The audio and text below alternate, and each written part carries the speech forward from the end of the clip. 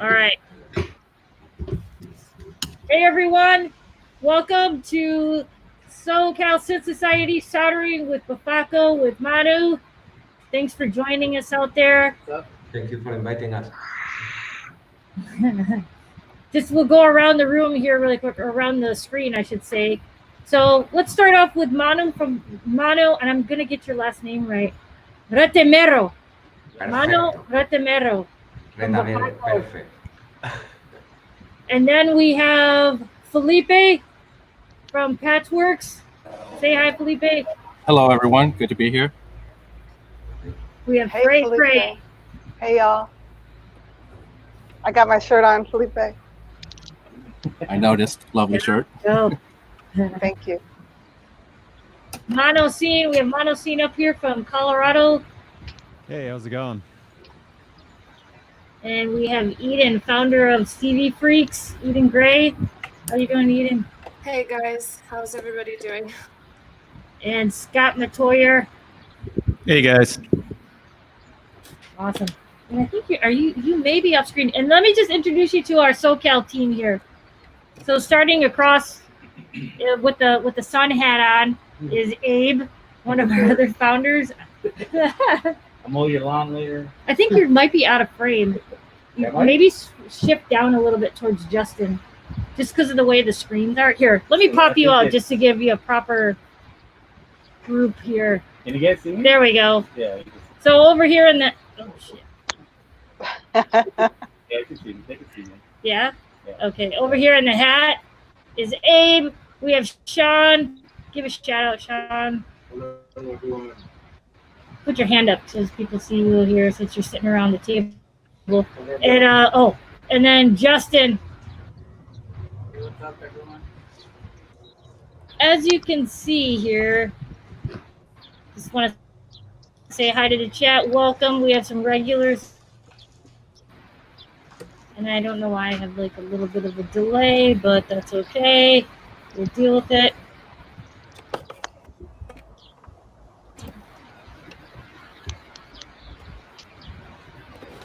So while just making some adjustments here, why don't Manu? Sorry, I didn't hear the last part. Hello.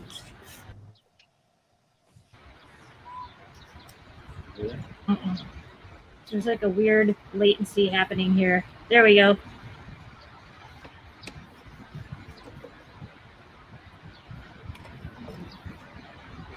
How are you guys doing? Can you hear us out there? Yeah, okay. We can hear. Are you talking to us? Oh. Yeah, we were talking to you. Okay, yeah, I can hear you. Yeah, but I'm clear. Okay, cool. So yeah, why don't we talk about what everyone's working on? I mean, who wants to start? Manu, why don't you tell us what you're doing over there? Yeah, I'm gonna be working on the last project from Rebel Technology, which is the people that made the old platform, the old pedal, and all these digital programmable platforms. So they have made Martin. It's back, and he has made a new version, a little version through hole, and easily it's gonna have these 3D CAD leads, and it's gonna fit on a pedal. So it looks good. So he gave me this version for me to try, and I'm gonna solder it and give it a go. Cool. Felipe, what are you working on? I see you have a Befaco kit, maybe? Am I seeing that right? Yes, I do. I have a Befaco. It's their way folder, the Chopping Kinky.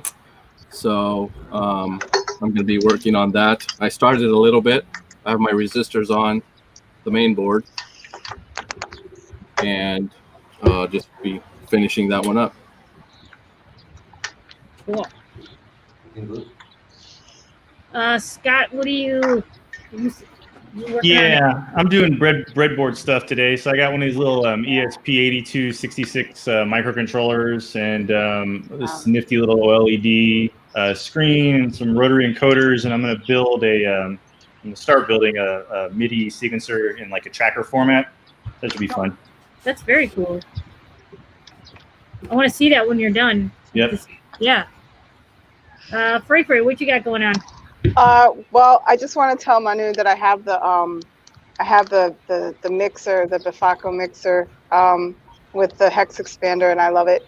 But right now I'm about to open a Synth 555 timer kit. And this is sort of like a oscillator. I think it can be an LFO wave shaper of sorts, perhaps, and do your taxes as well. Very, very handy. I like it. Yeah. Eden, how's your case coming along? I'm gonna pop you out here so people can kind of see what you're working on. I finished the one skiff already, so now I'm just putting in these ones, and I got a couple more over there that I'm gonna try and fit in the holes, so that way it'll just be complete. Almost finished. But... Are you working with sliding screws, or do you have like fixed rails there? This case is the sliding ones, so yeah, it's a pain. Okay, so I've had this debate with Manu. I think he really loves those. I despise sliding screws. Do I remember that correctly, Manu? Yes, you do remember. The great Some debate. conversations will not be forgotten. Yeah. I don't like sliding screws, but yeah. They're kind of a pain. Yeah. A lot cheaper. They have their ups and downs. Yeah. Yep. Yeah, But maybe even for the first setup, it's painful. But then if you are reworking a setup and you are rearranging modules, then the sliding nuts for me are more convenient, especially with a lot of DIY self-drilled and Well, if you're anything like me, I'm completely changing my case continuously. So it's starting. It's always the first time set up. did I see that? Is Eden using one of the magnetized sticks? Are you using like a magnetized thing This to is move? a paper clip. Oh, a paper. Okay. Okay, there we go. Nice. Easiest thing to do. That's how you MacGyver that, right? All right. So Monocene, let's see. Let me like pop you on. What are you working on? I have the Flight of Harmony Plague Bearer filter. Oh, cool. I always wanted one, and I took the opportunity to order the kit and try to build it. This SMT mostly, so let's see how that goes. Cool. Yeah. All right. So, Abe, let's see. I think I turned this camera on. Let me see if we can do this here. Now I get the purple. Yeah, there we go. Yeah. Second. This probably take a little bit. What are you working on? Oh, Befaco purple. yeah, that thing is cool. on a long one. Let's see if you are going to be able to do it in 3 hours. Yeah. You want to pass this gently down to Justin? Yeah. Justin, you want to tell everyone what you're kind of working on? Sean here. I have a fixed inverter, a simple set, 8-step sequences. And this is kind of a universal PCB. It's not a eurorack format. So this is going to end up in a 5U or node unit panel. Quarter-inch jacks. I think you guys can hear him, right? Yeah. He's got a lavalier on. Yeah. And then Sean, what are you working on? You want to kind of I'm shift working that? on the Deltronics little drummer boy, analog drum machine. Very cool. Cool. And then Brandy, she's not here yet, but I'll just tell you what she's working on. So basically, it's this. Here, let me just jump back to this camera. It's the sequencer she's building for me because I wanted this thing. It's a RYK M185 sequencer, which is sort of modified to that old school Roland sequencer. So I'm pretty excited for her to finish it. No, I'm gonna work on it too. But let's see. No, but in all seriousness, I just want to say thank you for all the viewers for joining us. I hope you're soldering out there as well. And, if you have any questions, this is definitely the crew to get those questions out and add them in. here, so we can. I'll be reading them off to them so they don't have to stop soldering and they can stay focused and keep the chat going. And also just to say, like, one of the things that we do with SoCal Synth Society is it's all levels here. Sean, this is his second time soldering. Your second soldering build, right? Abe is pretty seasoned. Justin is a guru. And I would say, like, Space Racer and I, we're probably like up the middle somewhere there. And then we have but we like to have these events just for all. It's all encompassing, welcoming everyone, right, guys? Like all levels. All nerds unite. Yep. So, all right.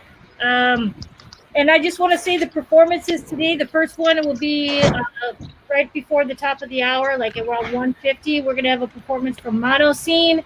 Woo-woo! Yeah. Woo! Then later on in the afternoon, we'll have Eden Gray will giving us a performance. Woo-woo! Yeah. And then we'll close out our soldering session with Scott Mctoyer. So, all right. Woo-woo! We have so let's get soldering. Let's see. And I'll pop up some questions on the bottom. You'll see where your names are. Just everyone saying hi, or if there's questions as I read them off. There is a question, actually. Is anyone solder? Is anyone what? No. Good thing we're Yeah, I'm using soldering with lead-free solder. I'm using lead-free solder paste for the SMT stuff. I have no idea.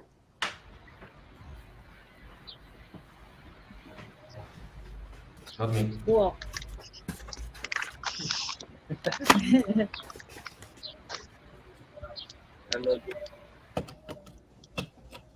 This little guy.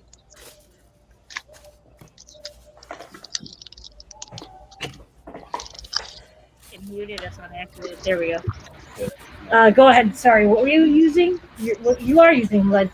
Oh yeah. Well, Yeah. I mean, I heard from various forums and that the lead-free solder actually starts to deteriorate after a while.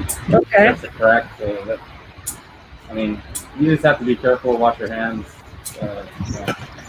vigorously after. Right. And just be careful where you get it and where you're actually building it at. So, Right. How are you doing, Sean? This kit has no instructions, so I'm really. Here, I'll pull them up here. Yeah. Mine too. I had to pull my laptop out. So I'm gonna be asking Robin. Yeah, no, I feel like since I'm not like really focused on a kit today, I just want to kind of pay attention to the chat, and that I'm gonna help you. Yep, and help you. Yep.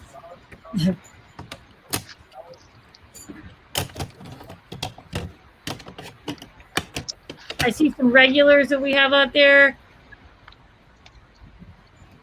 OCDG. I see you. I'm probably mispronouncing your handle, but let's see, HR Terror. Hi, HR Terror. Yep. Hi, HR Terror. We have Hi, Jason. HR Terror.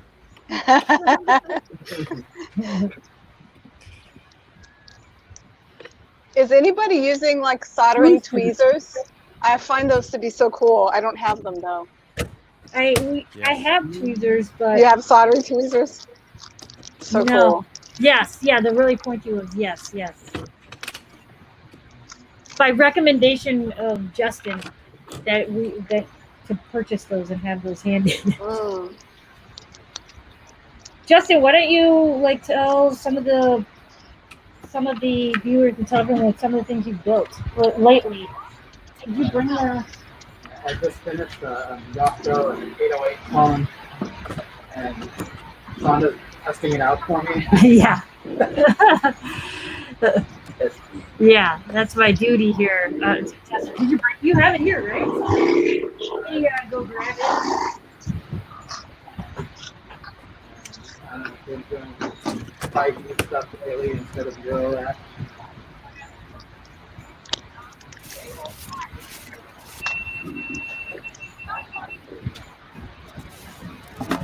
one of the cameras died. Which one? This one right here? It probably goes too hot. So this is the thing that Justin built. He just finished building this. It's the 808 rhythm. It's the Yocto 808 drum machine. Oh wow. Oh, So wow. could you hear him when Very he was cool. talking about it or not really? No, not really. Okay. Let me see about fixing your mic here. These two, right? Say something again, Justin. Is it on now? Yeah. You guys can hear him okay now? Better. Say something. Yeah. So I don't know. It took me about a month to build that. There's Yeah. quite a bit of parts in there.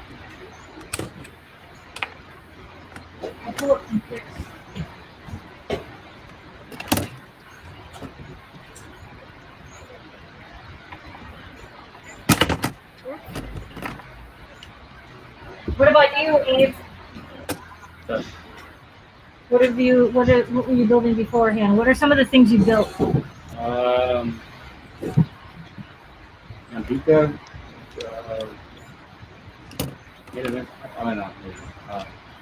mutable instruments, Antica, sonic station,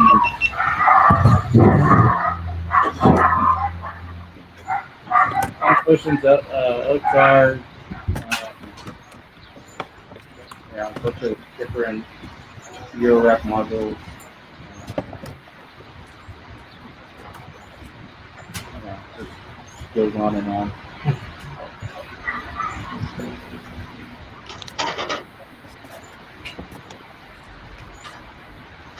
Can any of you guys answer my question? What's that? I got a question about, okay, you know how some modules have the smaller connectors with the 5, 10 pins? Is it 10? Yeah. Yeah, so I've got one flying bus cable with a connector open, but I'm missing so it has this 16, right? This size? So am I allowed to plug that one into the 5-pin one? You can line up the red stripe. And it'll still work? Yeah, the extra pins are for CV on some modules. Oh, okay. That's what I always thought, but I wanted to make sure. I mean, sometimes there's not room, but if it'll fit, as long as you line up the red stripe, it should work. Thanks.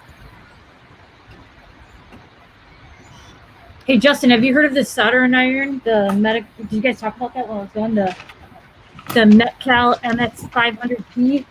He said that Stubby Fact said it cost him more than the Morphogene. What? Yeah. That's a hell of a soldering iron. That's a hell of a metric. Go big or go home. Yep. So Alan asked here, does working outside make it harder to control temps when soldering, like the wind? Oh. It's hot out here, so. Yeah. Yeah, It's like Yeah. 100 degrees. Hitting your board. Couple of degrees, Right. yeah. Alan, at this point, we wish we're hoping for a breeze. How about you say that? Oh, geez. One day we'll get back to it. Indoor, Yes. get out of it. Nice air conditioning. We're working on some things. Space Racer just arrived, so she'll be popping in soon and starting to work on this sequencer. And you need directions? Okay, let me I pull. looked them up. I tried to look up the directions online, but I couldn't find it. All right, let me So use the manual. let me pull those up for you. Let me use my phone so then that way I can hand them over to you. Hang on. We can just forward to. Okay. Thank you. So does anybody have any horror stories of building stuff? I believe I have a horror cabinet of stuff. I don't know. Did you stuff guys hear I tried to Abe? build. Yes.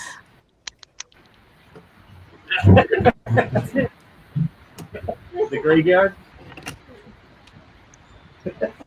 Yeah, it's a mini graveyard of don't try this again.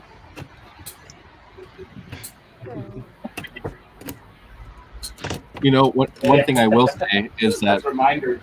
right.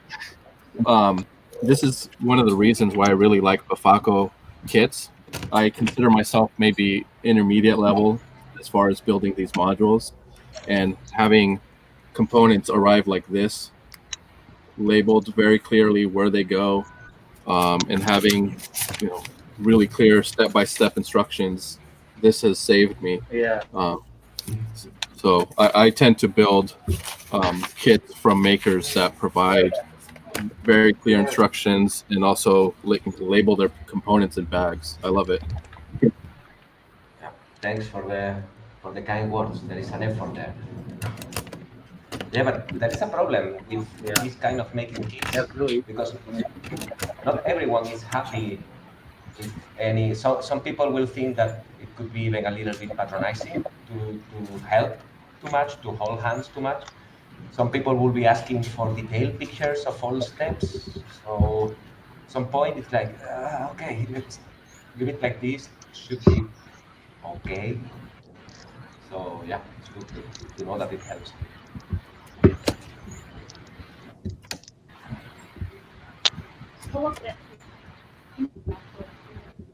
Yeah. You guys need anything? And Justin, you guys good? Yeah.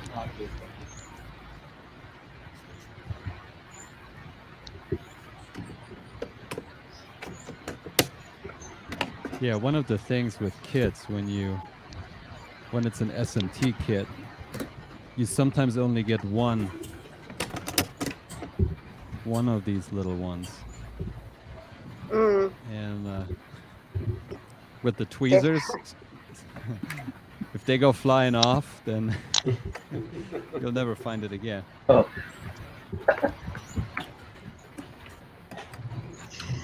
Well, I have a confession to make. I've never soldered a eurorack module. I've only done like little kits.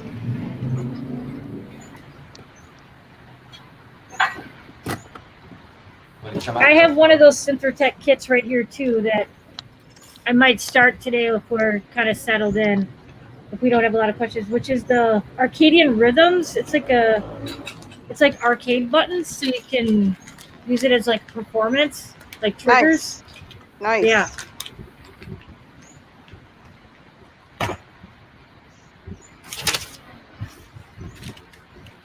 The first thing I think I started to solder was that Polyvox, right? The VCA. Are you serious? And that was tough. God, the instructions in that thing were terrible. And there was a lot of, what was it? Like they replaced a lot of the diodes in that, right? Justin had to help me basically figure. The early Erica synths. Like the direct. Yeah, well, I had some really bad documentation. Yeah. They changed it, and there were like Russian diodes and stuff that you couldn't read markings on. So Russian. So that was my I thought it was nothing but up from there. As far as experience. I built the whole Erica synth Polyvox, 2 oscillators, the mixer, the envelope, VCA, all of like the whole thing. And then when I showed it to him once, when I saw him at the NAMM show a long time ago, and he said, "You actually got it to work." That's pretty funny. Who did you show? Oh, you showed Gertz? Yeah. Yeah. That's pretty funny. HR Terror, are you streaming? Are you soldering out there while you're watching us, hanging out with us? I see you in the chat. I'm just wondering if you're kind of following along with your own kit. How many of you out there are following along with your kits and soldering with us? 0. Space Racers in the house. Space Racer. I don't even know where Hello. There's one here. If you look in that direction, but they're right there on the screen. I'll go get your sign. Hi, Dad. How is everybody? What's up? Soldering.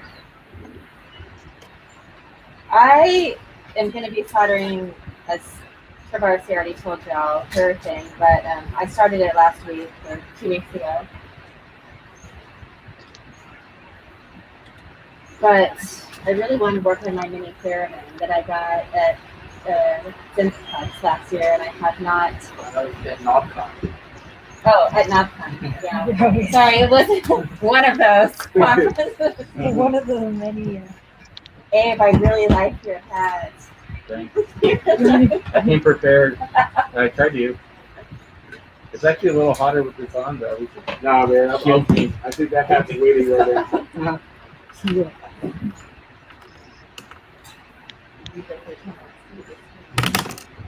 Which one? This one? No, that. This looks to be hot. Second. No. Does anybody need their sponge? I need my sponge moistened, please. No, nobody.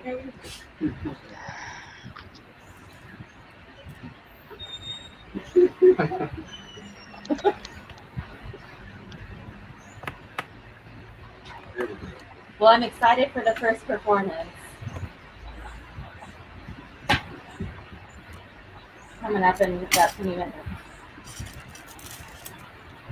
I was trying to get the module done before then, but that won't happen. No.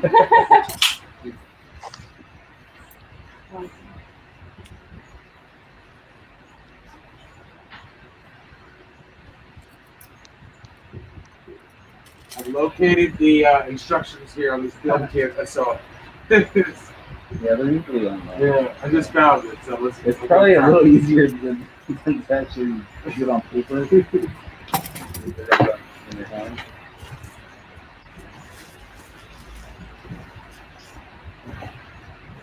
Probably should have put some food blockings. I'm gonna melt out here. It looks nice in SoCal, but it's actually really fucking hot right now.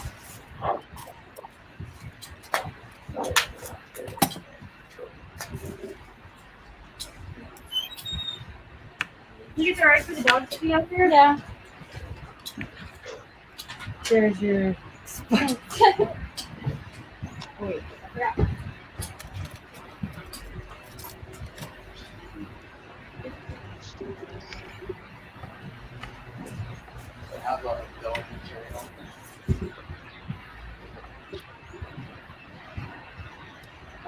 Tell you like or something. How many yellow we're looking for? Or I'll tell you like R tree and something like that. We value it in. Yeah. Oh, I forgot I labeled some of these last time. Trouble that started with the sister.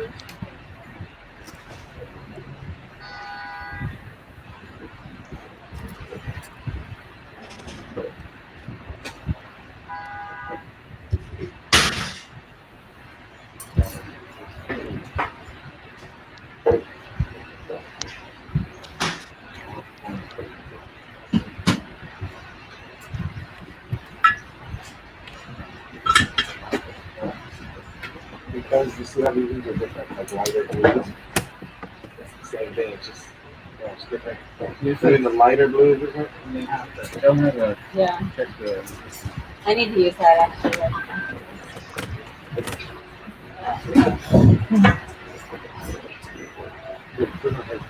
She's very good. Ready to go.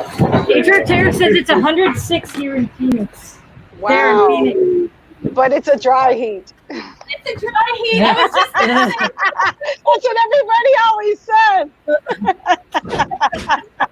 Yeah. I mean, I just got back from Houston. It was pretty miserable there too. But Okay. Can I drink it to help you lay out your I was toast? just putting those in the time. Yeah, here. These are the 220. We need batteries for the. Justin has his. Okay. Did you use Justin's, Abe? Yes. Okay. Yeah. I'm starting with the 100K, but Okay. that's the most. It says 220. That's 10K. Or 1K. Jeez. 1K. Wait, did I write 2K? Did I write? I think we need to get one of those shade things. I really there. think you're right. We need Yeah. to shade this area. Burn. Seems nothing. Oh, that's right. Oh, I know, right? Our SoCal t-shirts, maybe we need summer SoCal t-shirts. Yeah. like tank tops. Tank tops. Yeah. There you go. So I just, so basically I know, well, first of all, I'll say that some of you have been to our meetups in person before all the stuff that went on. But anyway, this is basically what we do at one of the meetups is we just hang out back here. We tend to have a person jamming. In this case, we'll have 3 performances today for those of new people that are joining us. And yeah, we just pretty much take an afternoon, work on building, ask each other questions, and just hang out, nerd out.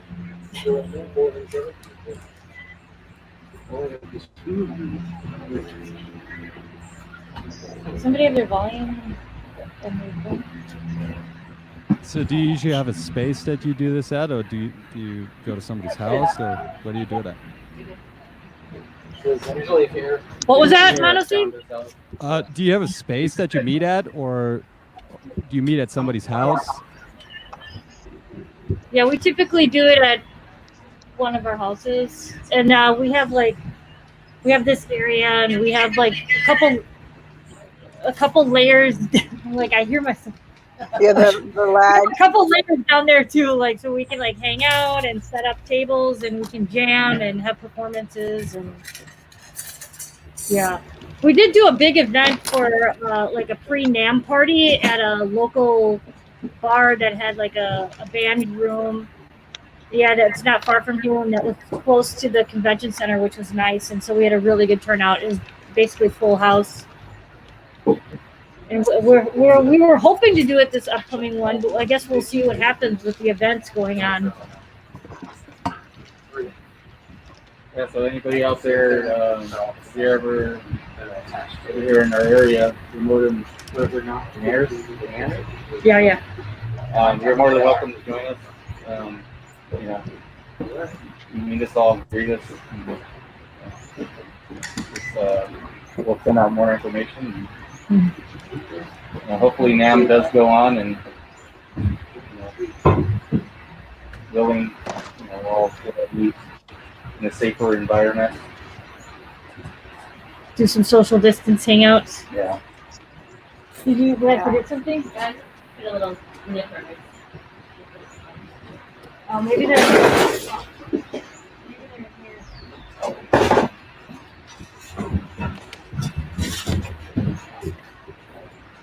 Got my desoldering tool, which I pretty much need every single time on it. That's my secret. Pay attention. A lot of things don't have instructions, and So how much of your guys' system would you say, like percentage-wise, is DIY modules?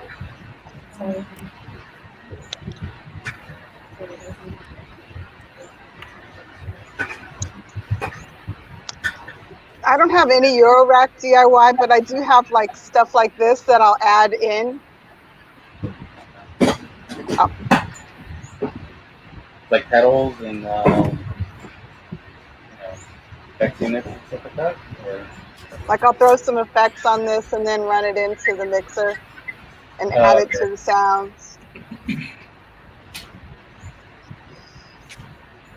think I'm probably about 20% DIY for Eurorack, like through kits. Like I have a bunch of 4MS stuff and like a full Turing machine and the add-ons. And Nice. I think that's pretty much it. Cool. Yeah, about 20%. Ah, The biggest thing I built is a performer sequencer. wow. That was a I am good project. pretty cool. Still building my 2. Haven't put in it up for so long. Monocy, do you use it? Are you going to use it today in your performance or no? No, I kind of scaled back my case to like 104 HP with just the bare essentials, and I've been using that for about a month now. And that's been really Okay. nice to really get to know a lot of the modules. And yeah, I use a disting in the shift register mode, which is kind of a little bit of a sequencer, but there's no sequencer in the case today. Now, are you using anything outside of the 104, or No. are you trying to just stay? Just that. Well, there is a Ventris, Source Audio Ventris reverb that's in the effects loop of the mixer, but other than that, just the actually it's just the mono out of the case into the mixer and then some reverb added. Okay. What made you decide to scale back like that, or just to challenge yourself, or? Yeah, that was a big thing. I was kind of, I felt like I was not really focused on things, and I wanted to really try to kind of get to know some of those modules better. So like that creative constraint that you put yourself under, that was really helpful. And I also started then only using a fixed amount of patch cables.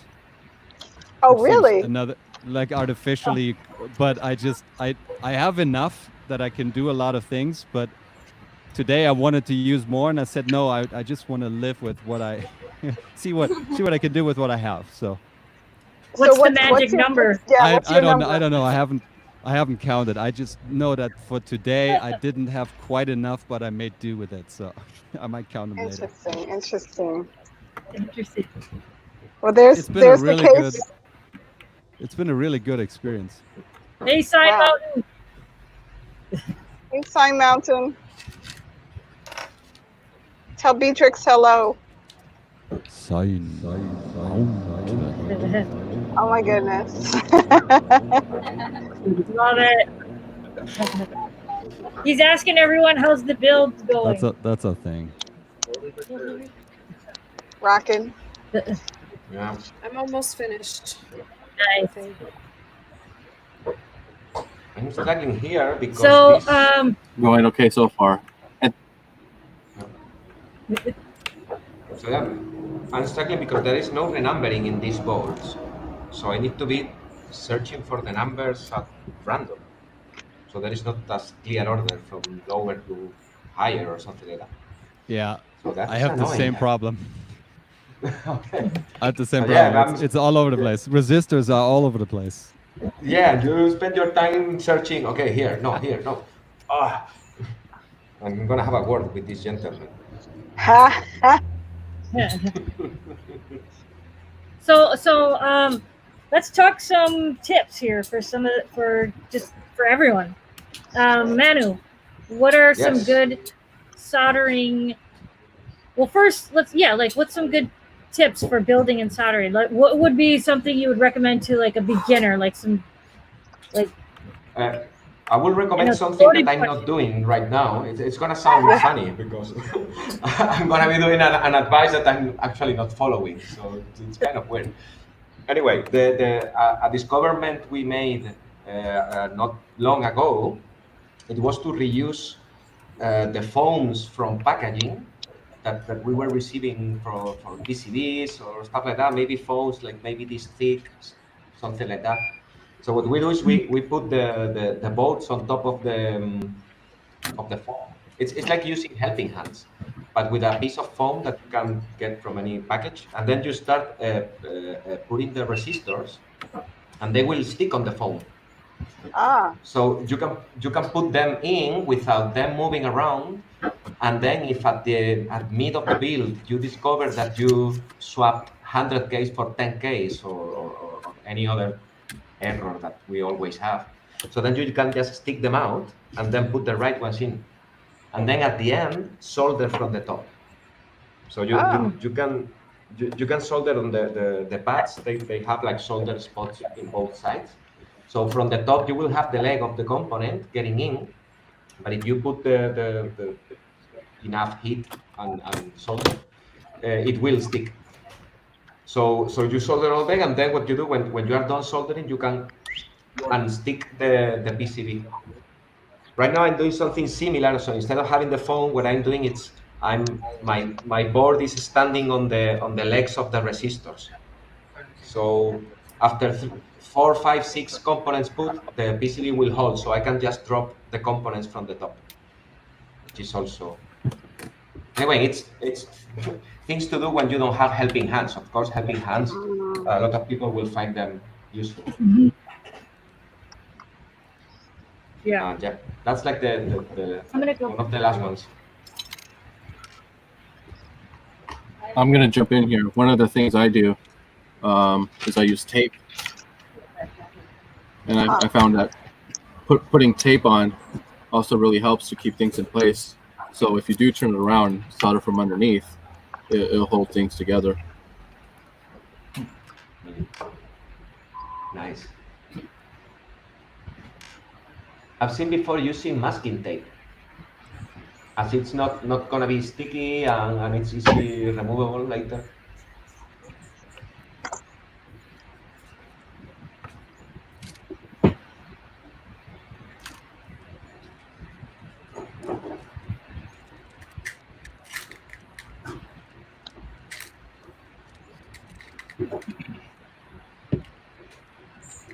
Yeah, that masking tape trick is cool for LEDs. Like on the 4MS kits, they'll have you put a piece of masking tape on the faceplate of the or on the front of the eurorack panel, or faceplate, and then when you stick the LEDs through the hole, they'll actually stick to the sticky part of the tape.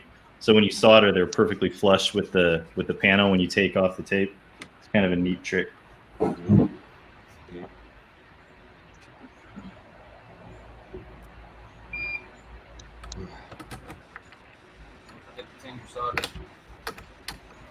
Solder time. The what? So I got a question for you guys. How do you discover the best temperature to use, and does that change based on the kit that you're building? Good question. I find myself comfortable with 380 degrees Celsius for regular through-hole components. If it's lead-free, it needs to go higher, 430, 4 something like that. And then when soldering mechanical components, usually I like to rise it to 420, 450, more or less. I don't know if it makes much sense in Celsius. I know the big difference Celsius, Fahrenheit, but yeah. I have it about 750 Fahrenheit for pretty much everything, unless it's a delicate component. I think I usually run at 7. Yours says 8. What's that? You said 700. 7. Okay, so a follow-up question: is there a danger going too high, and if so, what is that, and what do you see when you're soldering?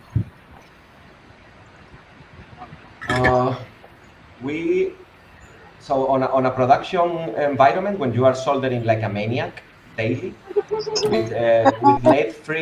with lead-free solder and some brands that we discovered, there is like this acidic thing that it has. I didn't figure it out, but the thing is that the tips of the irons will go away in a week, something like that. Of heavy use, of course. But it was the change to the lead-free one when we started to see this. So yeah, I guess that it's a mix of the high temperature you need and the acidic thing. But yeah, too hot and nice. You can lift pads and stuff on the board if you leave it on too long at too high of a temperature. Yeah.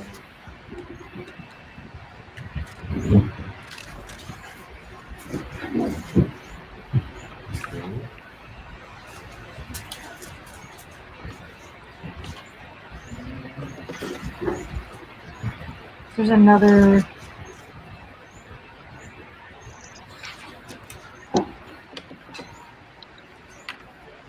Which page? 7.772. I don't know, 774. I know.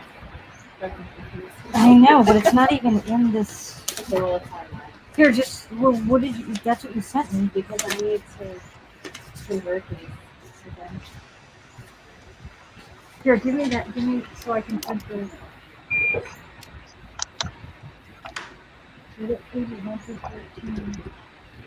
How many pages are there? 1, 2.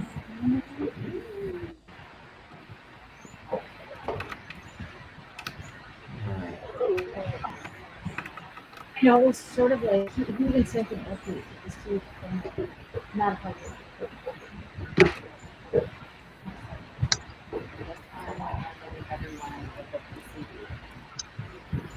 Okay.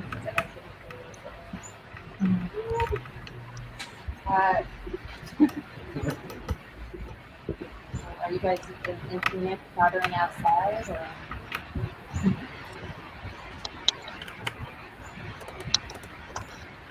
Maybe. Did you get it? I must have texted it.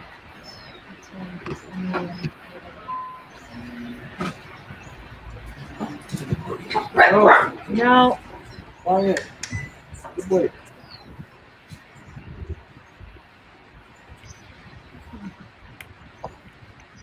Did somebody send it to you? No, I definitely not.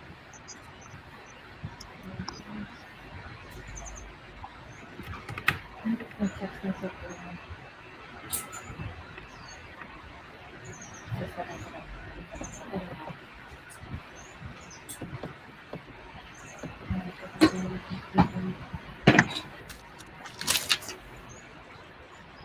So does anybody have any good desoldering tips? Braid. Pray. There's the solder sucker vacuum things. There's like they're not all the same. Yeah. And there's one that's from Japan that has a silicone tip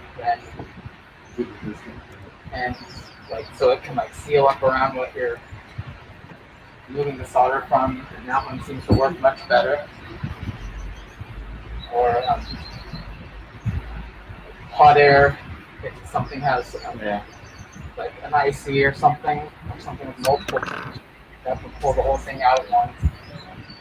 I have a vacuum desoldering tool, a powered one, but you have to clean it every time you use it, so it's not worth it to pull out unless it's a really big job. Yeah. Right. Cool. Yeah, but usually Has anybody other- found the copper to actually work? I've tried the copper wire method and I can never get that to work. It does sometimes. I mean, it's thing. The braid. I just bought something called desoldering needles, and they're like hollow needles that solder's not supposed to stick to, and you heat up the leg of the component and slide the hollow needle over it, and then turn it, and then you go around each one. But I haven't really tried them yet. It's supposed to be good for like vintage PCBs.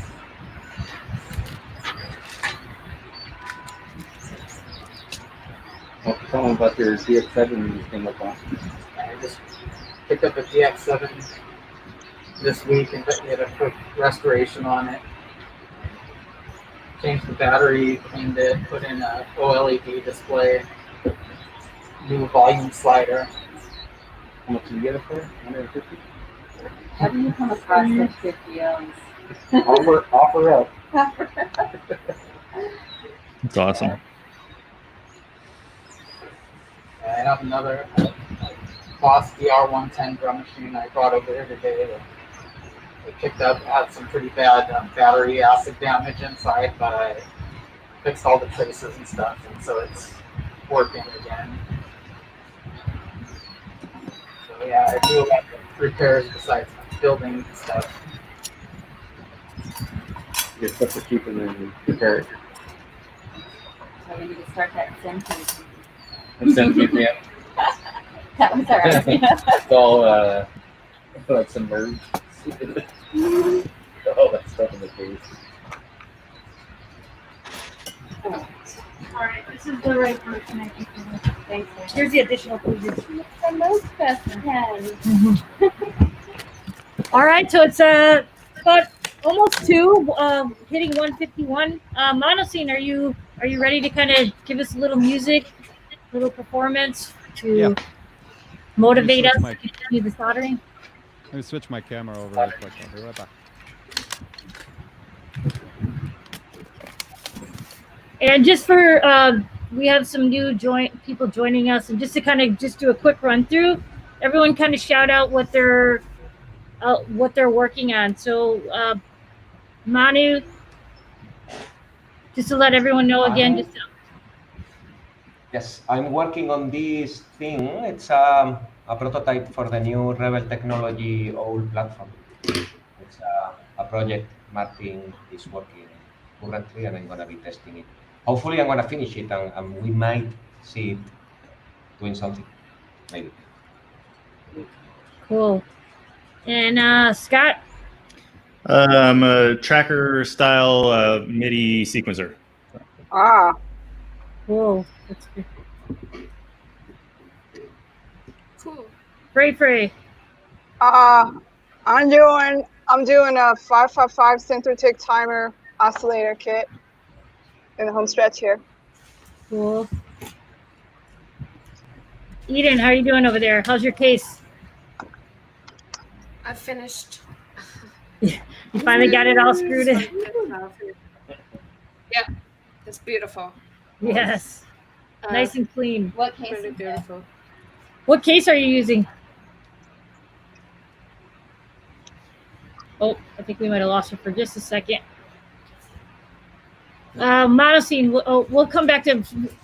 We'll finish up doing a round. We'll let him do his performance, and then we'll continue just kind of giving a shout out what everyone's working on.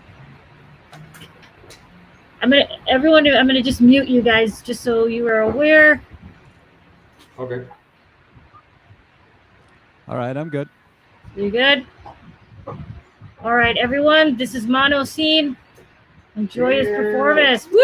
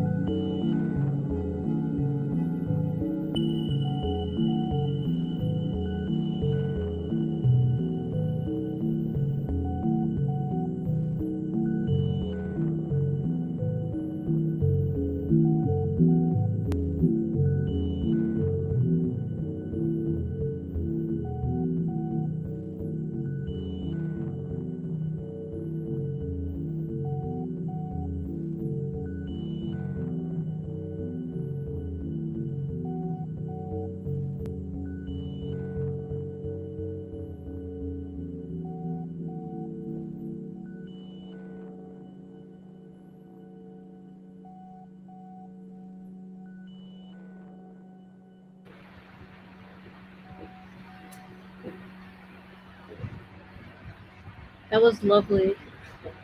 Yeah. Really beautiful. Thank you. Before we go back to the other screen, why don't you talk to us about your patch? Because that was absolutely gorgeous. Lots of good comments from the viewers too. They were really enjoying it. Thank you. Yeah.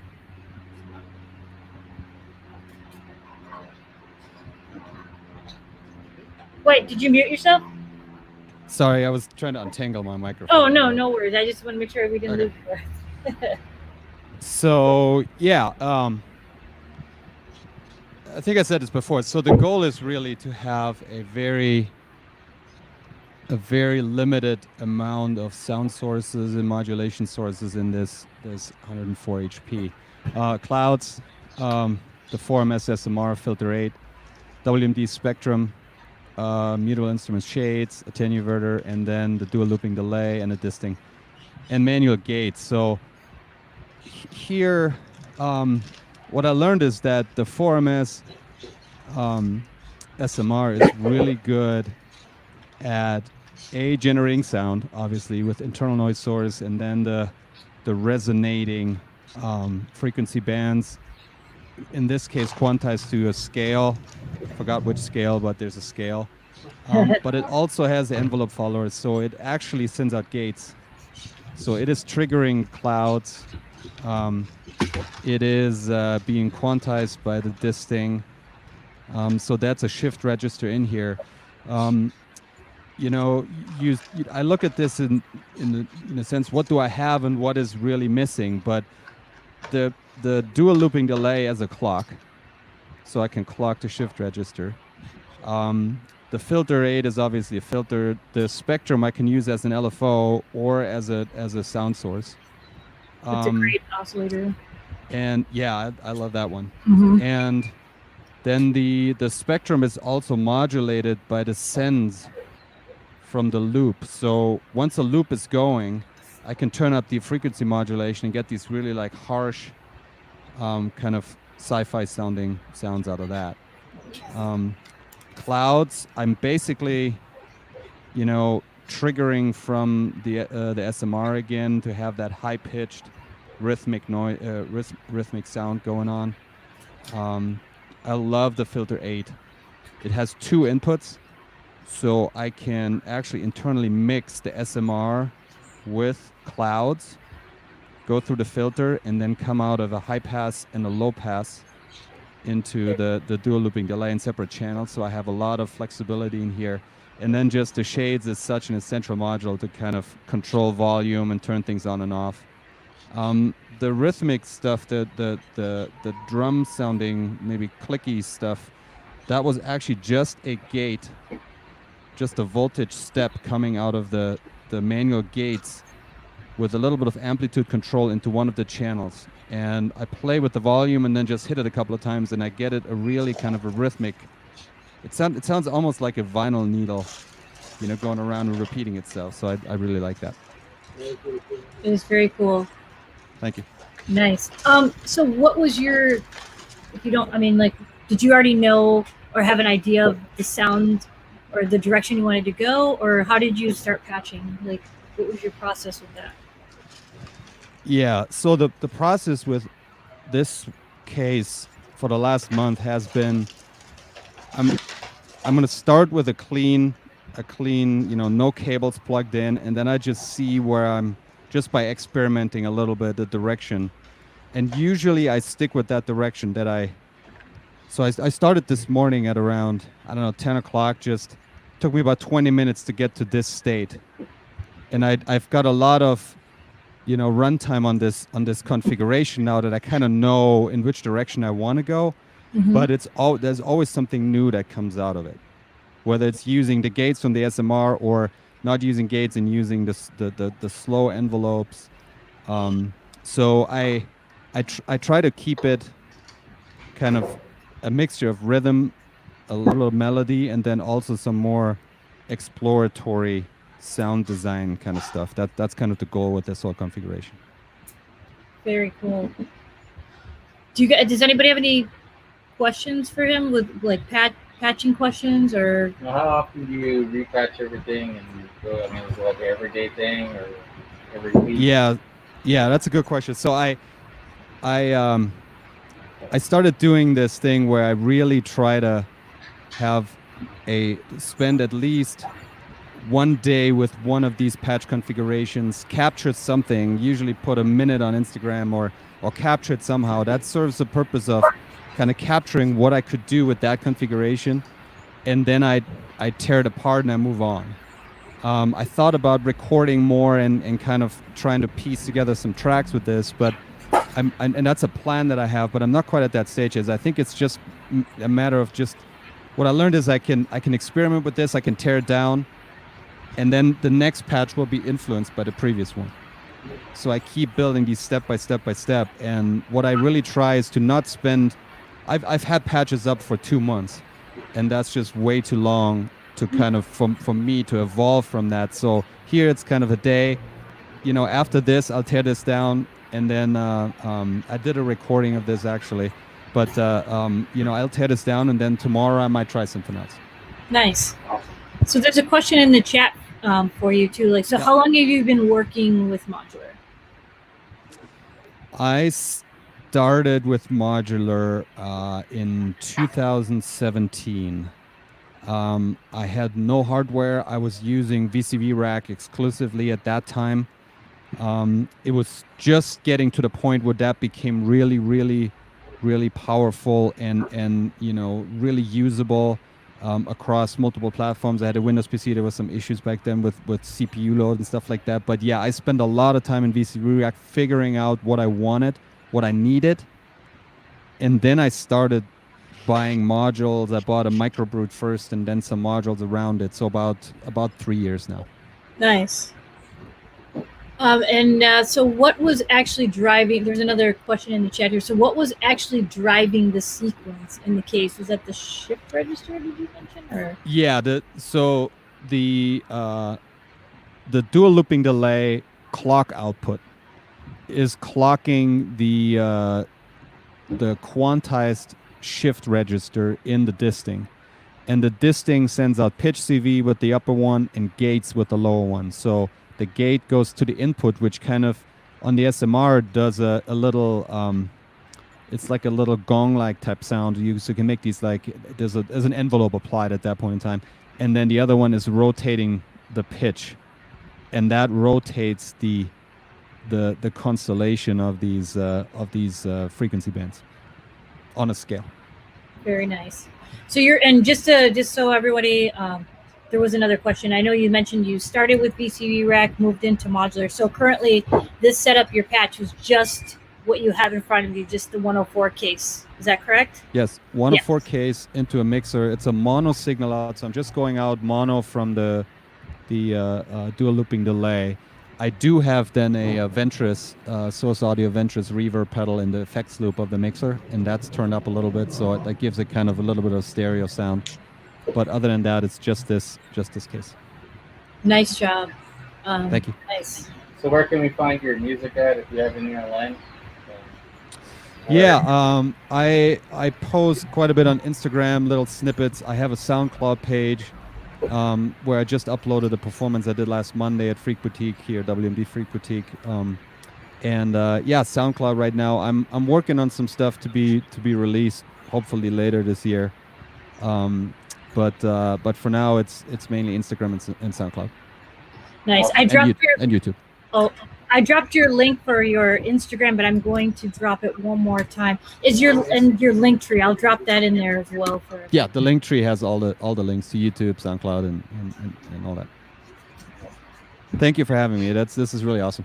Nice. No, thanks for coming on and for the performance. Thank you. All right, let me just bring everyone back here. How's everyone soldering going? Yeah, I just want to check in with everyone. How's everyone doing? Doing well. Doing. Got all the 100K in. And just to pick up where we left off before Monoscene's performance, so let's say Felipe, what are you working on right now again? Just to let everyone know in case we have any new viewers. Yeah, sure. I'm working on the Befaco Chopping Kinky, which is a wave folder. Right now, I've got almost the main board done. I just need to put the trimmers on and then move on to the next part. Cool. And let's see, Monoscene, are you back at your seat yet? Can you answer that question, or do you need a minute? No, I'm back. I'm building the Flight of Harmony Plague Bearer. It's a bandpass filter.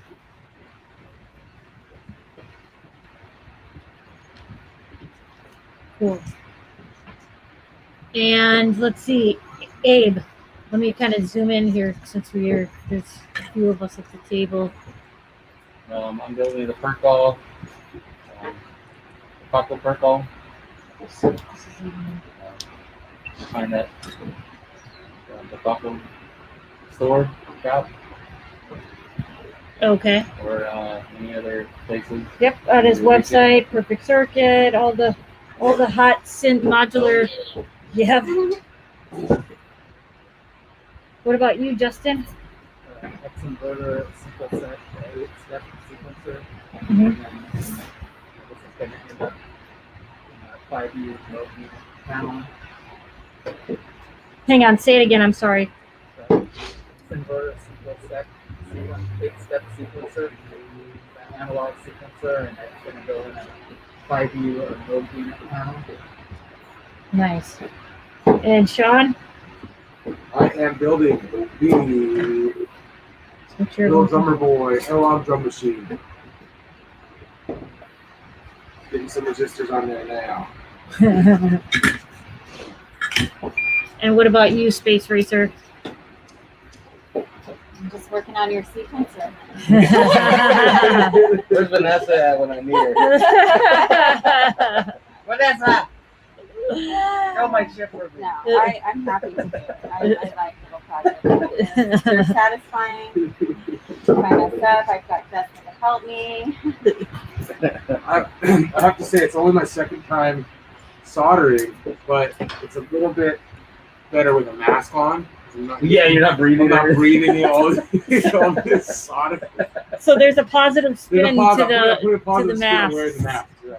Nice. Well, that's why you need a little fan. Carbon filter. Yeah, I took your other fan from my laptop here. That kind of helps, especially if you're indoors. Yeah, you don't want to be breathing stuff in. So, not good for your health. So Manu, Yep. you want to talk a little bit about some of your DIY kits? I know they're available, at like the other shops and that, but isn't there like a benefit sort of to buying directly from your website? Not really.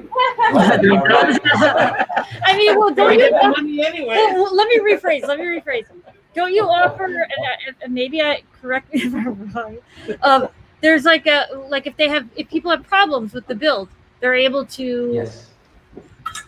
Yeah. We have this service. It's a repair, fixing, calibration service, but it's valid for all models. It doesn't matter if you got it straight from us or from Modular Addict or Synth. We will take care of it. That's cool. All right, that's good to know. So yeah, if you're buying straight from us, you are directly supporting us. But you are also supporting us if you get from a local provider. And in fact, I would strongly suggest to use local providers because in these interesting times, shipping can get tricky. In general, not only with us, it's common sense. So yeah, local providers are always a safe thing. Although you use USPS, I'm listening all sorts of horror stories about your postal service. Cool. And I will admit I have used that Befaco repair service for my kick-all. I had a bit of trouble getting that to work, so I sent it in to them, and they fixed it for me and sent it right back. So it's a great opportunity, a great chance for some of us who aren't as experienced to have that ability to know, okay, worst case scenario, there is someone there that can help you. Cool. Now there's a few of us here. Well, first of all, Eden, why don't you tell us a little bit about CV Freaks? Because it's another organization where people can link up and do similar things. You know.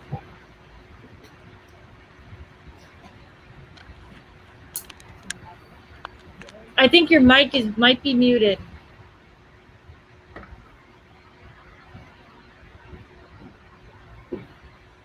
How about now? That better? Yes. You hear me now? Perfect.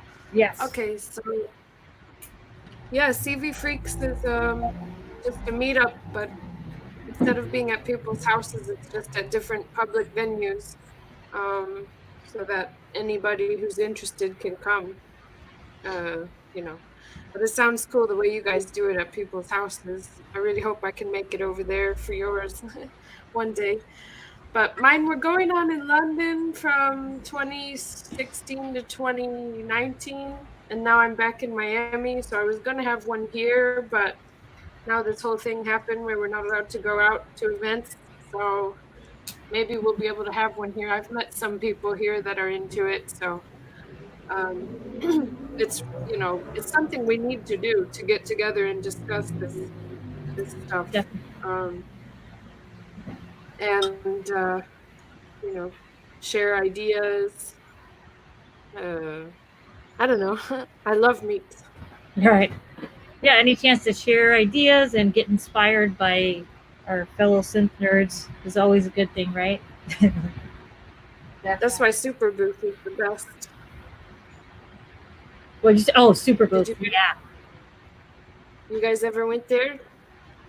I'm supposed to. Yeah.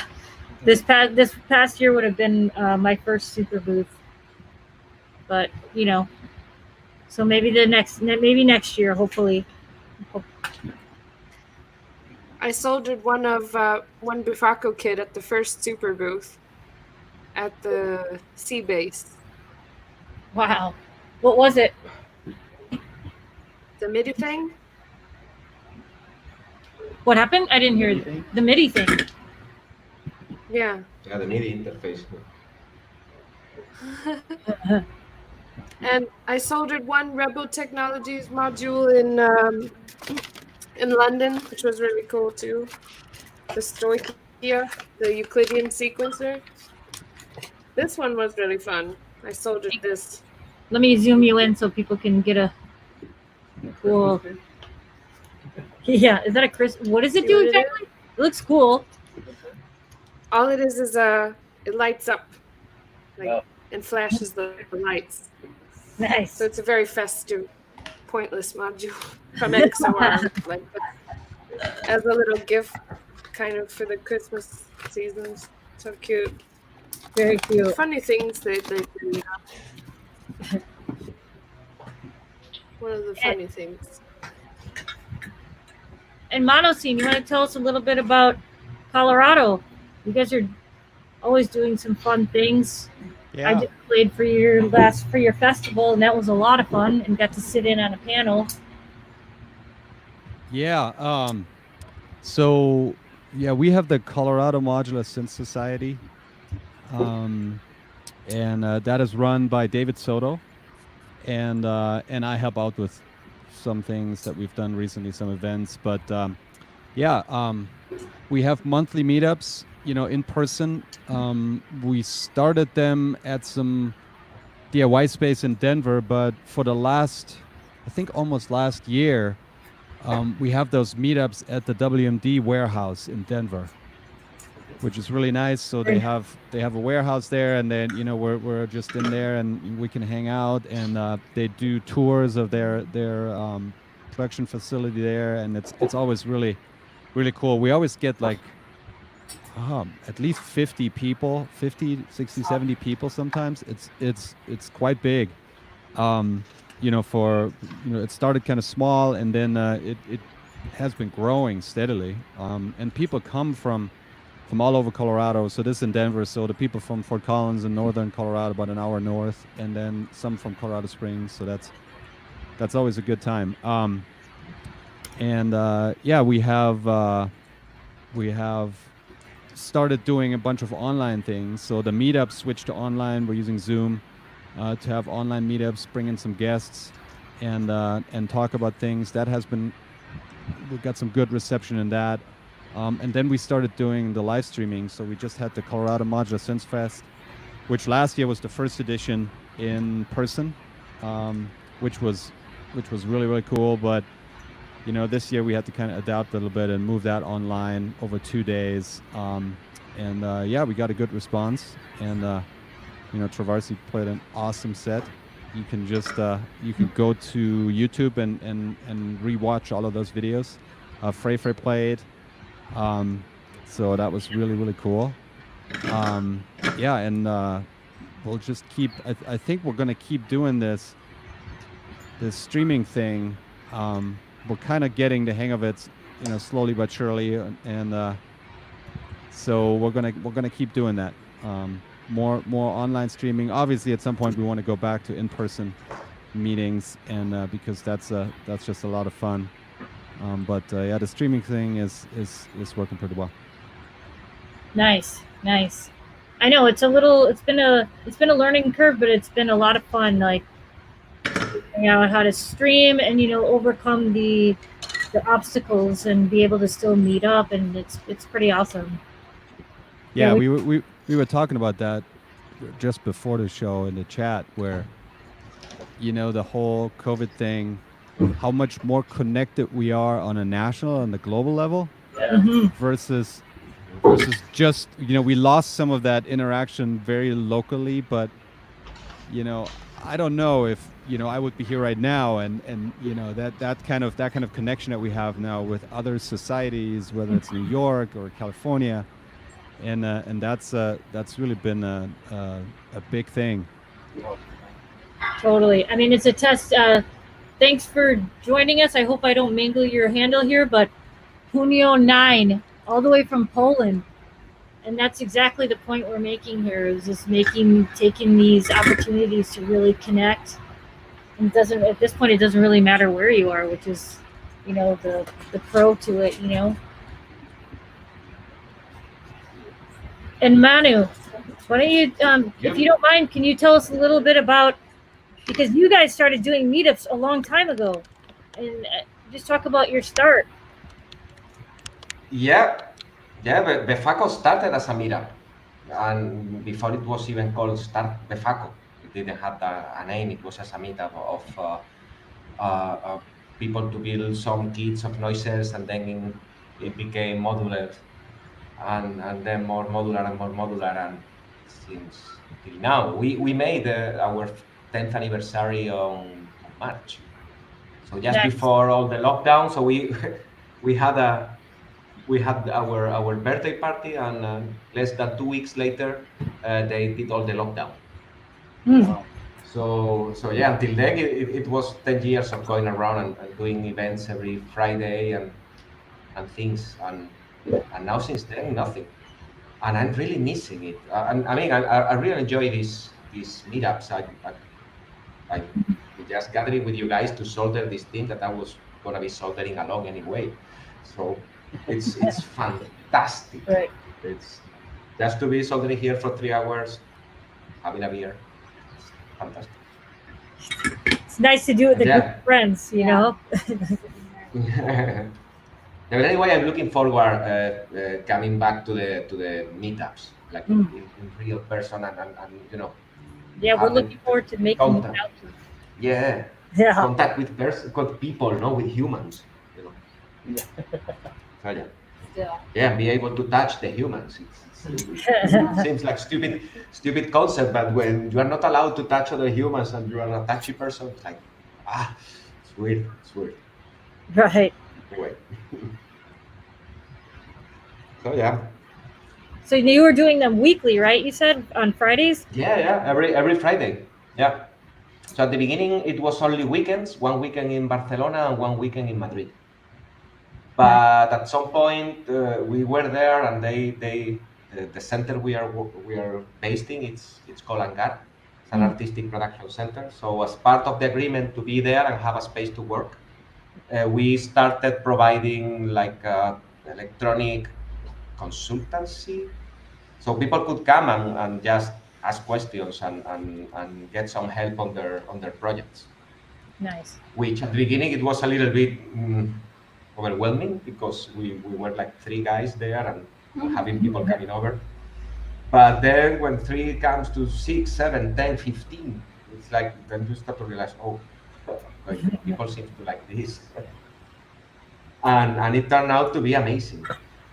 Like of course this is the way, you know, to have people and just chat. I mean, I think that that this DIY thing, well, most DIYs or even music production, are lonely things, or at least it's things that keep us for hours and hours and hours in our cave, like focusing on something to do, talking to the machine even, and then it's kind of lonely, no? When you're having a problem, it's frustrating. Then when you overcome the problem, it's the best thing ever. It's like a drug. But being able to share these moments and just talk whatever and tell someone, hey, look, there is no numbering on this, ha ha ha ha ha. I don't know, Right. Or helping each other find it or figuring out the problem. yeah, just thinking out loud, complaining. It's a very Spanish thing. We Spanish complain a lot. Me, all day. That's exactly why we started it. Yeah. Kind of network and find help.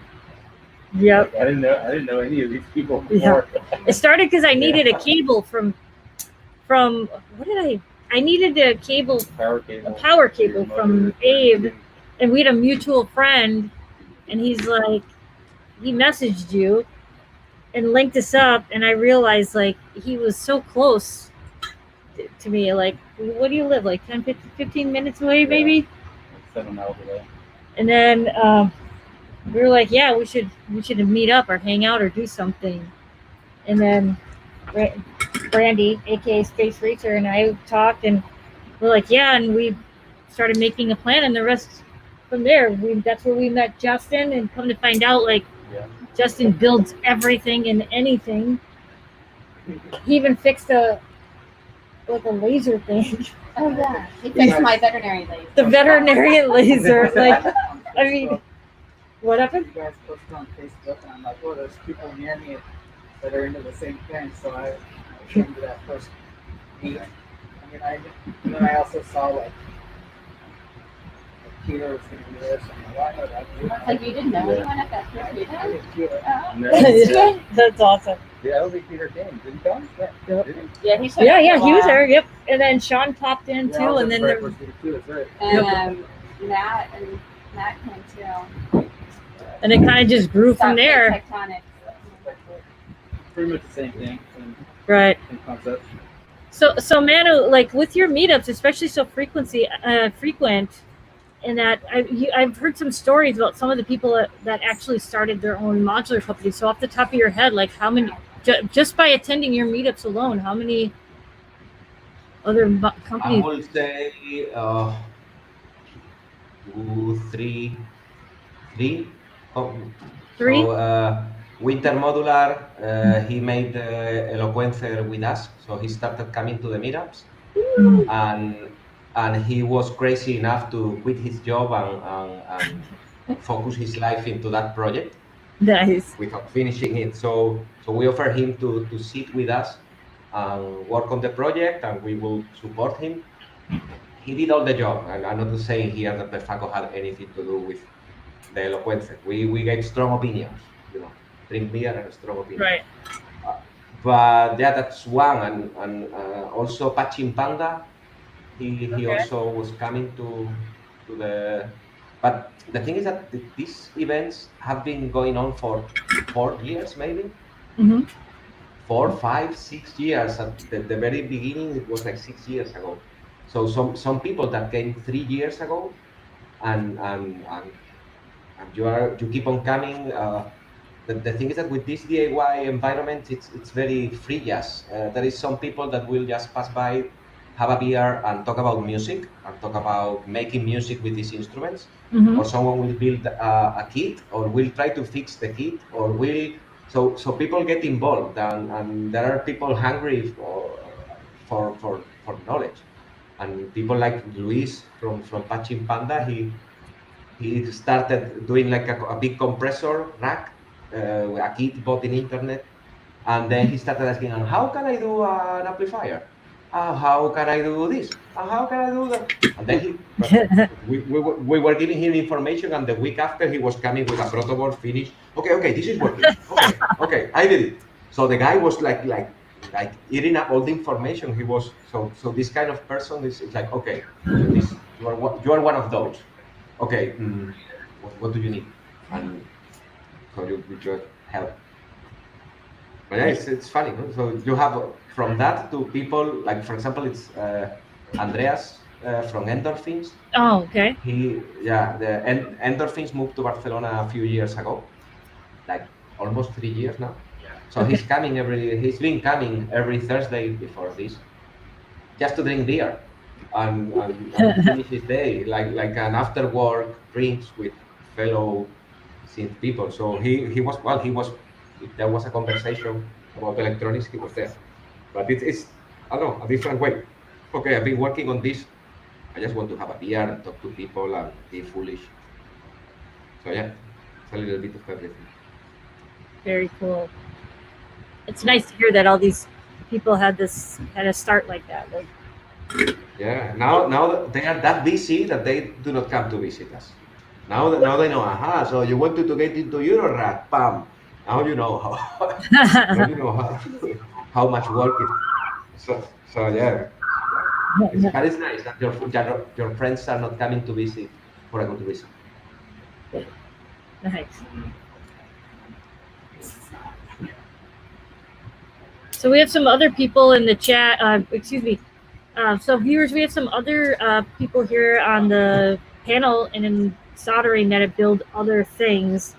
Felipe, what is your? Felipe is the owner and the. I'll let you talk about your company, Felipe, about patch cables. Yeah, thank you. So I own Patchwork Cables.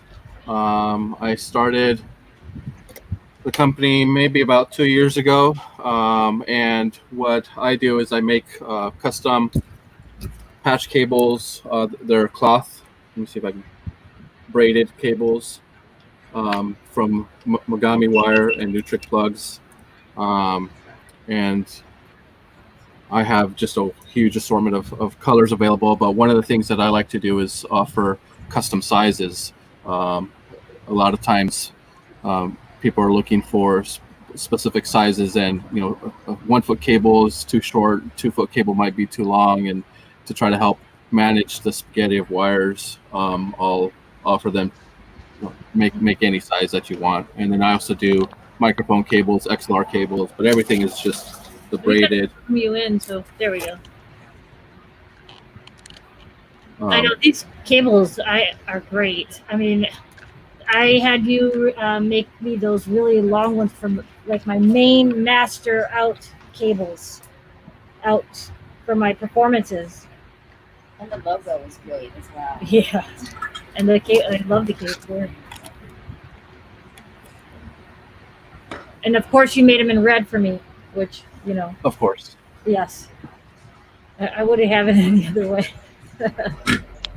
But yeah, they're great. Build quality. You can really feel the difference in the quality of the build. I feel secure sending my master out to a main house in a warehouse with hundreds of people, knowing that I'm sending them out through those cables myself. It was the color assortment that got me. My favorite color is turquoise, so it kind of makes me crazy to have a bunch of different colors. So I went all turquoise, and Felipe made them for me. I love them. Yeah. So you get it, the all one color stitch. Yeah, I'm cool with it because otherwise I get a headache. I get agita. It's too much for me to look at. Yeah. Yeah. It's like a rainbow or something. I can't. Right. Yeah. What do you think, Kelly? Yeah. One of the other reasons too, like why I started this is, I tried some other braided cloth cables before, but they were really hard to do with like modules really close to each other. And the ones I use, you can really bend and manipulate, and they're not really stiff. So I'll have a couple modules where it's just just really short runs that are next to each other, and I'll make 3-inch cables for stuff like that, and it fits great. Nice. And Scott, how I found Scott's I came across Scott's Instagram. You were scanning a barcode to play your modular. Can you please tell everyone just talk about that a little bit, because I thought that was so cool. Yeah, for sure. I mean, honestly, I don't even know where the idea came from, but I've always been into like DIY electronics, especially like the microcontroller based stuff. I come from like a programming background or whatever. So, mapping those types of skills into like microcontrollers was just like a direct fit. So I don't even remember where I came across the barcode scanner. I think I found it in like a box at work or something like that. But I was able to interface it with an Arduino and then just convert those scans into MIDI, which I fed into the sequencer or into the modular. And that sort of led to a few other ideas, basically around just like sort of creative ways for generating random data and MIDI data to feed into the modular. And I've done some stuff with like barcodes. I did some stuff with mag stripes, like the driver's license and credit cards and stuff like that, like swiping them and generating MIDI out of that. I saw that. I don't know if you saw like my last Instagram post, but I built like that was like a failure, honestly. But I started out with a Galton board, which is one of those sort of devices that you'll drop a ball bearing into, and it'll kind of ping down through the different pins. And the plan was to trigger MIDI notes and data from each one of those pins. But it didn't end up working out because the capacitance on the ball bearing wasn't great enough to actually trigger the pin. But it did work out as like kind of a cool MIDI controller, so I can actually kind of touch the pins and strum them and stuff like that to get like kind of interesting chords out of it. I'll grab it in a minute. I'm not using it today, but just to kind of show it on the screen and stuff like that.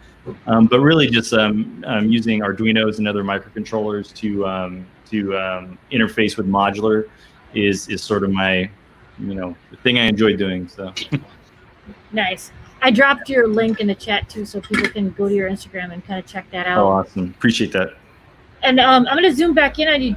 So I know you mentioned what you were building, but do you want to talk a little bit more about it? Yeah, for sure. I mean, it's not lighting up or really doing anything too exciting yet, but what it's going to end up being is just a tracker style MIDI controller. So the sort of vertical sequences instead of the horizontal timeline sequences. But I'm using one of these ESP.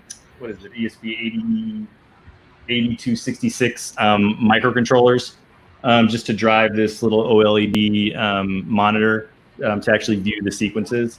And then you'll be able to input notes and adjust tempo and stuff like that with these little rotary encoders. And then everything's being sent out to the MIDI breakout into the modular through a Mutant Brain or something like that, just like a MIDI to CV.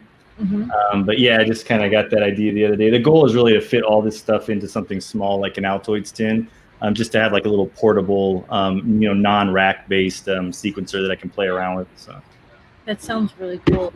So then let me ask you, so with a tracker, I recently tried out the Polygon tracker, and it has like the four slots that you can insert, like for example, a sample, or in your case, like a MIDI note, a MIDI channel, MIDI note, and then maybe a couple effects. So what are you going to be able to, like, how many parameters, I guess, on your tracker is it MIDI channel and notation? Just to start with, just to get the thing going, it'll be like MIDI note velocity. And then what I'd like to do is play with some of the stuff like you're describing, just delays and retrigs and stuff like that. But for the first iteration, it's strictly going to be like the notes, the velocity, and then I may throw some CC stuff in there as well. Yeah, that really is one of the nice things about MIDI though, and just like working in like the digital domain with that, is that there's a lot more flexibility in what you can create. You've got like a whole set of CCs you can play with, a whole set of notes you can play with, instead of trying to kind of convert that all into CV directly in the device. That requires a lot more, circuitry. So. Nice. Yeah. Very cool. I'm very interested to see that in action when you. For sure. Yeah. Give me like a week, and then we'll go for it. Nice. I want to see this Plinko. Which one? Oh yeah. Space Racer wants to see the Planko. Oh yeah. Let me grab that. Let me grab that real fast. Cool. Sounds cool. Just want to check in with the viewers, see if anybody had any questions for anyone on the panel, and just again say hi and thank you for joining us and sitting and hanging out with us. Hopefully you're soldering or working on some DIY project as well. And if you have questions, this is definitely the group of people to ask. So please don't be shy and drop any questions that you have in the chat so I can read it off to everyone. How are you doing over there, Frey? Did you finish what you were working on? We can't hear you. Do you want me to unmute you? There you go. I'm in the home stretch. Nice. Yeah. And Eden. So again, I just want to say thank you for everyone out there, and we have another special performance, and it is by Eden. Gray, are you ready, or do you need a moment to? Here, let me unmute you here, or you have to unmute yourself, I think.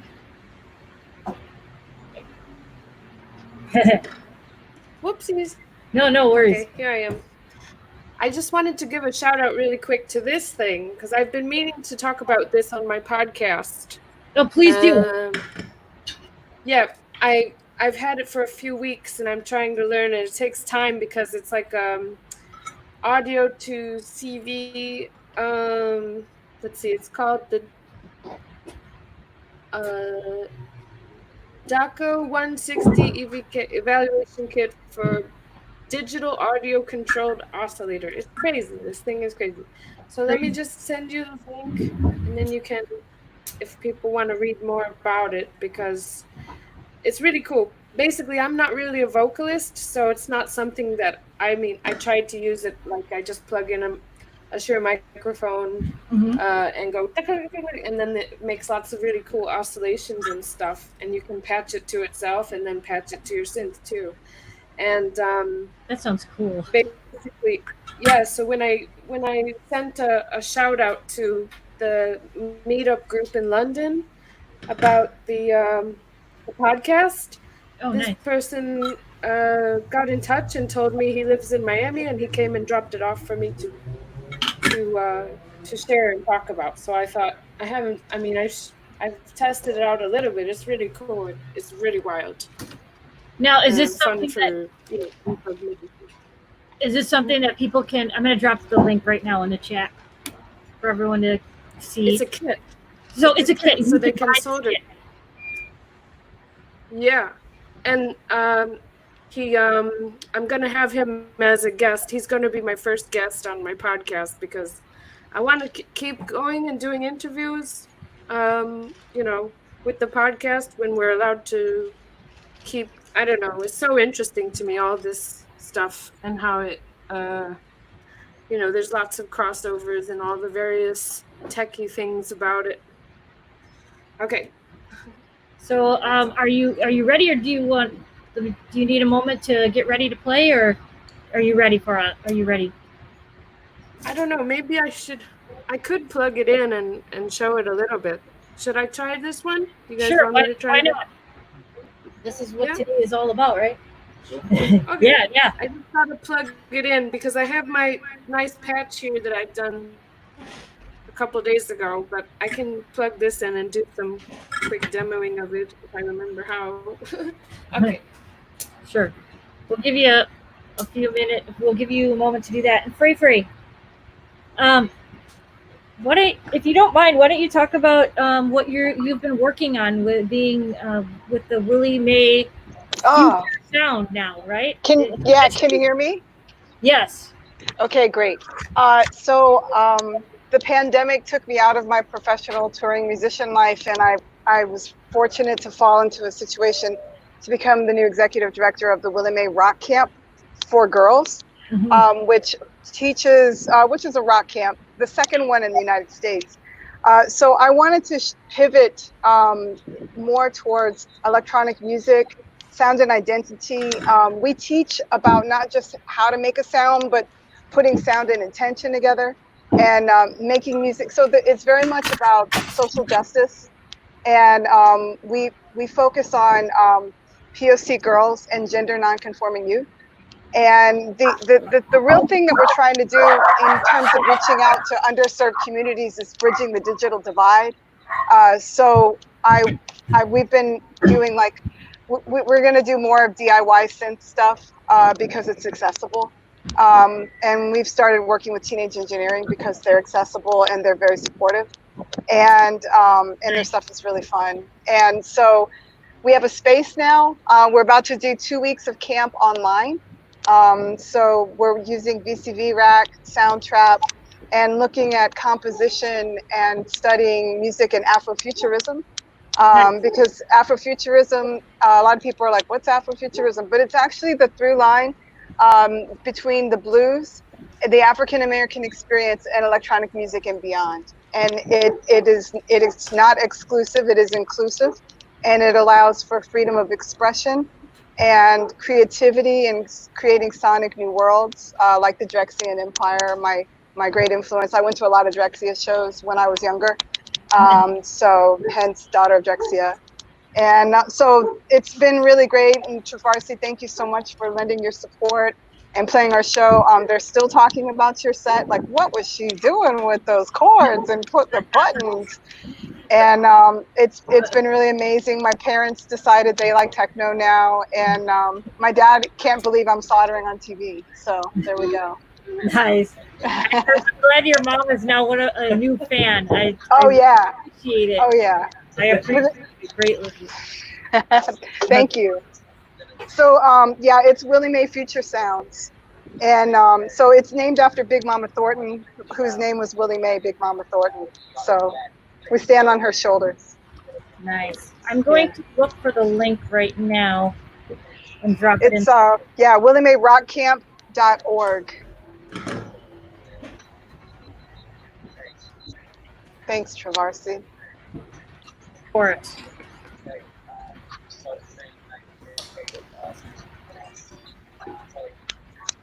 Let's see here. And I'm going to check back in. Okay, I went ahead and dropped the Willie Mae link in the camp. Excuse me, the link about the camp in the chat. And let's see, Eden, are you ready, or do you need a few moments yet?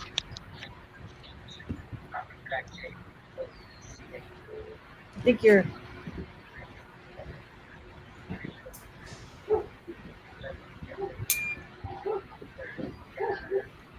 I think you're muted still.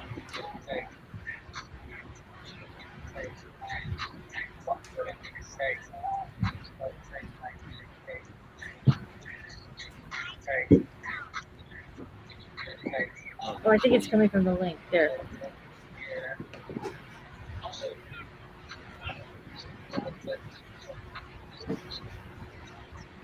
Oh, sorry, so many buttons and things. Yeah, I think I'm ready. All right. So, okay. Yeah, I think that's the story of our lives. A lot of buttons and things. Yeah. So what are you gonna? Just so everyone, including all the viewers. So are you going to give us a little demo of the kit, or are you going to do your performance, or both right now? Let me try and get this set up really fast, and then I can show a little bit of it. Okay. I'm just gonna plug it right in here. So it's a little bit hard to see it. Let's see.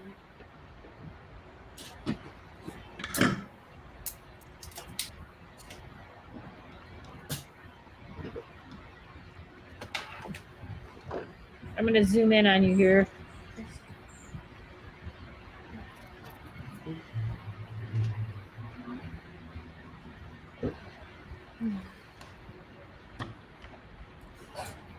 So everyone in the viewers in the this is Eden Gray. She's the founder of CV Freaks, which takes place in London. I'll drop in her Instagram link for everyone. And she's talking about a DIY. She's first going to show us a little DIY kit that she was talking about just a few moments ago. And I dropped that link in the chat as well about the kit.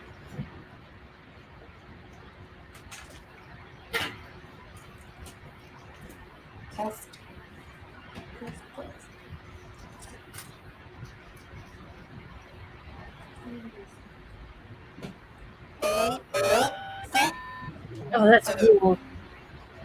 You can hear that? Yeah.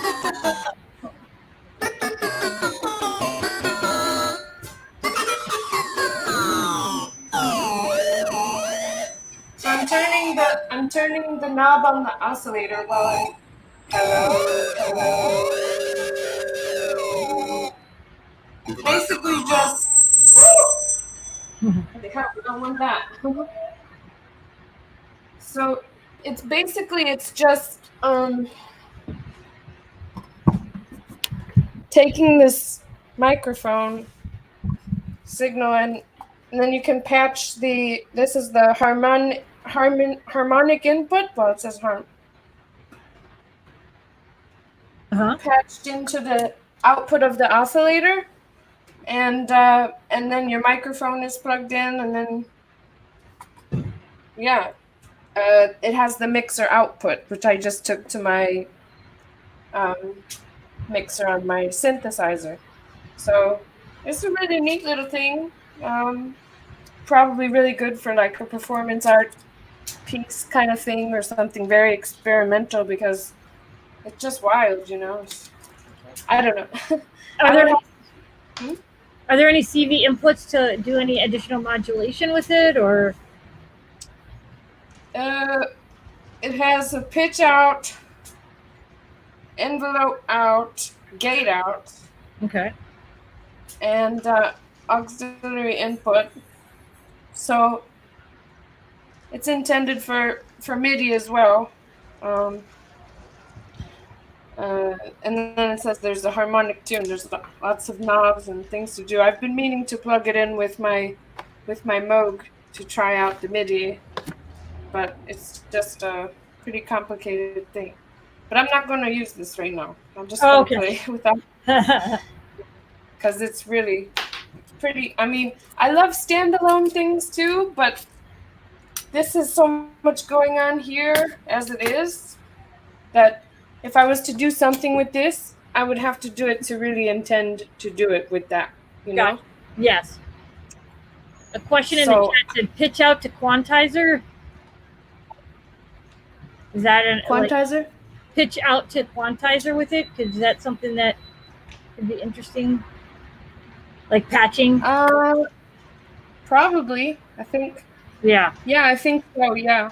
There's a lot of demo videos of it. I think he's shared a few demos of people doing different things with it. So you might want to see those, like using a guitar or something like that. Oh, very cool. Okay, so I think Breaker might be interested in that. I mean, it's cool because it's a kit too. So something you can build as like a nice project. Okay, but I'm ready to play, I guess. All right. So I'll just turn off the microphone. Okay, great. Go ahead. So everyone, this is Eden Gray. She's going to perform for us. So enjoy while you're soldering. And I'm going to mute her.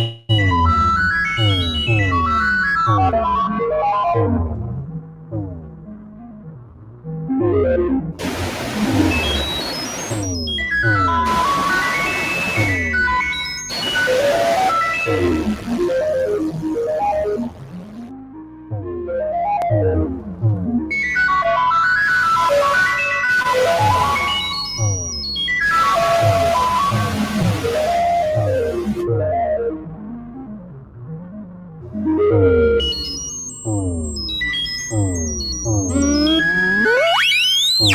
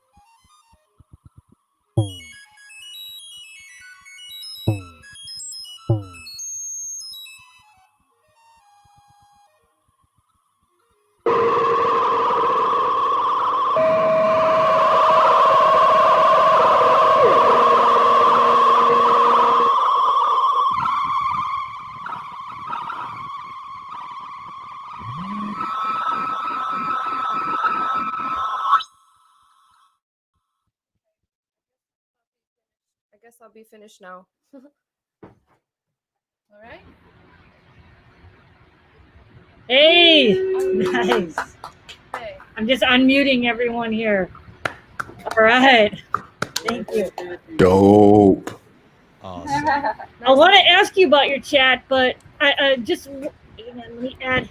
There we go. I want to ask you about your patch, but B-Boy Tech just joined. Just want to say hello, let everyone know he's in here, and yes. Now, and then if you wouldn't mind, if you wouldn't mind telling us about what you were doing in your patch and how you. Yeah, for sure. Hey, B-Boy, nice to meet you. Good to meet you too. Dope set. What's happening? So that was, I just updated the firmware for the PAM 3 workout this week. And I was just playing around with the smooth random and the quantizer, the harmonic minor, for one oscillator. So they were both patched to run that really nice melody that was going throughout. And then just a simple bass line, change one note, start nice and slow. I was heavy meditating on this patch a few days ago, so it's a rare opportunity to be able to do that. And then, of course, the Befaco kick-all is like one of the best kick drum modules that there is, which I played with the tuning in the middle. And, it has that nice control how long the signal is with this slider. You can change how long it goes, like boom, or longer or shorter. And then, what else? Yeah. Then, of course, my trusty GRP state variable filter that does that beautiful distortion. I had the melody running through that. And then Magneto, of course. Nice. For a little tape delay, right? For some delay. Yeah, just, nice. Yeah, like it's the only effects module I have in here, so just a little bit of nice distorted reverb. Yeah. The spring reverb. Very cool. The kick-all is very playable with the sliders. I mean, did you say perk-all? Perk-all is very playable. Did you say you had the perk-all or kick-all? I didn't hear you. I'm sorry. I have the kick-all. Gotcha. Yeah. It's awesome. Well, thank you. I remember the first time I saw the kick-all at Super Booth. It's like one of my favorite things. Because Diego was just. I remember that Super Booth. You remember? Yeah, but he was kind of. Yeah, he was kind of cheating because. Yeah, what he did there, he tuned the kick to the resonance of the hall. So the kick was really on top of everything. So he was saying like, it's the same thing that the guy from Error Instrument does. No? It's like tuning to the whole resonance and meeting the rest of the booths. Yeah, I just love how all of you guys are synced in that area. And it just like, it's amazing. It's like a surround sound techno. Yeah. I don't know. It's amazing. I think it's basic for an event where everybody has big speakers, full blast, making demos and shit. And to get there, it's like a washing machine. So you are getting sounds from everywhere, and after a couple of days, you go nuts. So after the second super booth, I think we decided that we were gonna go insane or kill each other. So we started to sync. And it was very nice for the whole event, not getting mad, and then to be able to do these jams and just jamming. When the event it's quiet, not many people, bam, you finish the day with a nice jam. Very cool. Syncing at the events is the way to go so that you can keep your sanity. So I got the ERM multi-clock here as well. So I'm going to try and start syncing more systems at the events so people won't lose their minds from the cacophony. Right. So at your CV Freak events, are you saying that so everybody plays at once, or how does it? What's the flow of the event? Well, I tell everybody to bring their speakers or headphones. If they want to bring a speaker, they can, and then they just, plug in and play all day and talk to everybody about what they're doing. Okay. Or if they want to do it on headphones, yeah. And then there's a few performances too, and it all kind of goes on at the same time, so it can be a lot, kind of like Super Booth, because everybody has speakers there too. But if you sync them together, like Befaco and Endorphins did over there at Super Booth, I think it would be kind of better. I mean, you still demo your system, but your time clock is synced with the person next to you, so it's just sounds a bit better. Sounds more like like musical, something that you're meant to experience. Because if you have too many different times at the same time, it'll really make you insane. Right. I think. Yeah. It does, yeah. It's fun too, but it's exhausting. So Corey. But thank you guys all. Thank you guys for having me. I'm gonna jump off because I just wanted to. I finished with my project, so. Okay. Thank you so much for taking the time to hang out and play a little set for us. We really appreciate it, and hopefully we can have more of these and have you come on. It's great meeting you. Pleasure to be here with all of you guys. Yeah, and can't wait till we can go back to Super Booth. Oh yeah. No doubt. I know. Right? CV Freaks. Bye. Cool. Take care. Corey, how are you doing? Good. What's happening? Thanks for joining us. Yeah, I'm odd man out. I don't have a project or anything to solder, but what that just made me do is go look at Percol and Kickall though kits. Dude, you would really like the Percol for sure. It's super performable. Yeah. Yeah, I just did a video with it, and I wanted to keep playing. Yeah. It was a really nice video, by the way. Thank you. We really loved it in the team. The guys were going, hey, have you seen the video with Percol and Kickall? Wow, it's super amazing. Everybody was super excited. It's very nice to see that people take the instrument and actually make music. Yeah. I mean, for us, it's after a while, it's just a bunch of punk, and trying to get the ranges right by ear. Okay, the ranges, this, that, the oscillator. Try. So at some point, you lose a little bit sight, and you need people to make music. Right.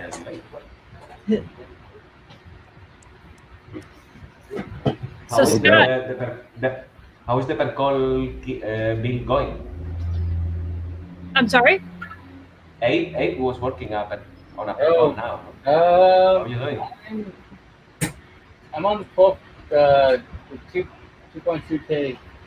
So I'm still putting on the resistors. Yeah. I see all your Once the resistors are, when the resistors are gone, it's downhill. The rest of the build is Yeah, there's a lot of them, and it's kind of they're really tiny. I mean, I like it because it's through hole, so that makes it a lot easier. But you really have to, be on it and find every single, look at. I mean, I'm thankfully you guys have a awesome sheet, reference and printouts and stuff like that. So it makes it a lot easier. But still, I mean, these numbers are really tiny, and it takes a while. So. Cool. I definitely prefer through hole over having to deal with any surface mounts. Oh yeah. Yeah, for sure. Oh, yeah, I won't even approach a surface mount. My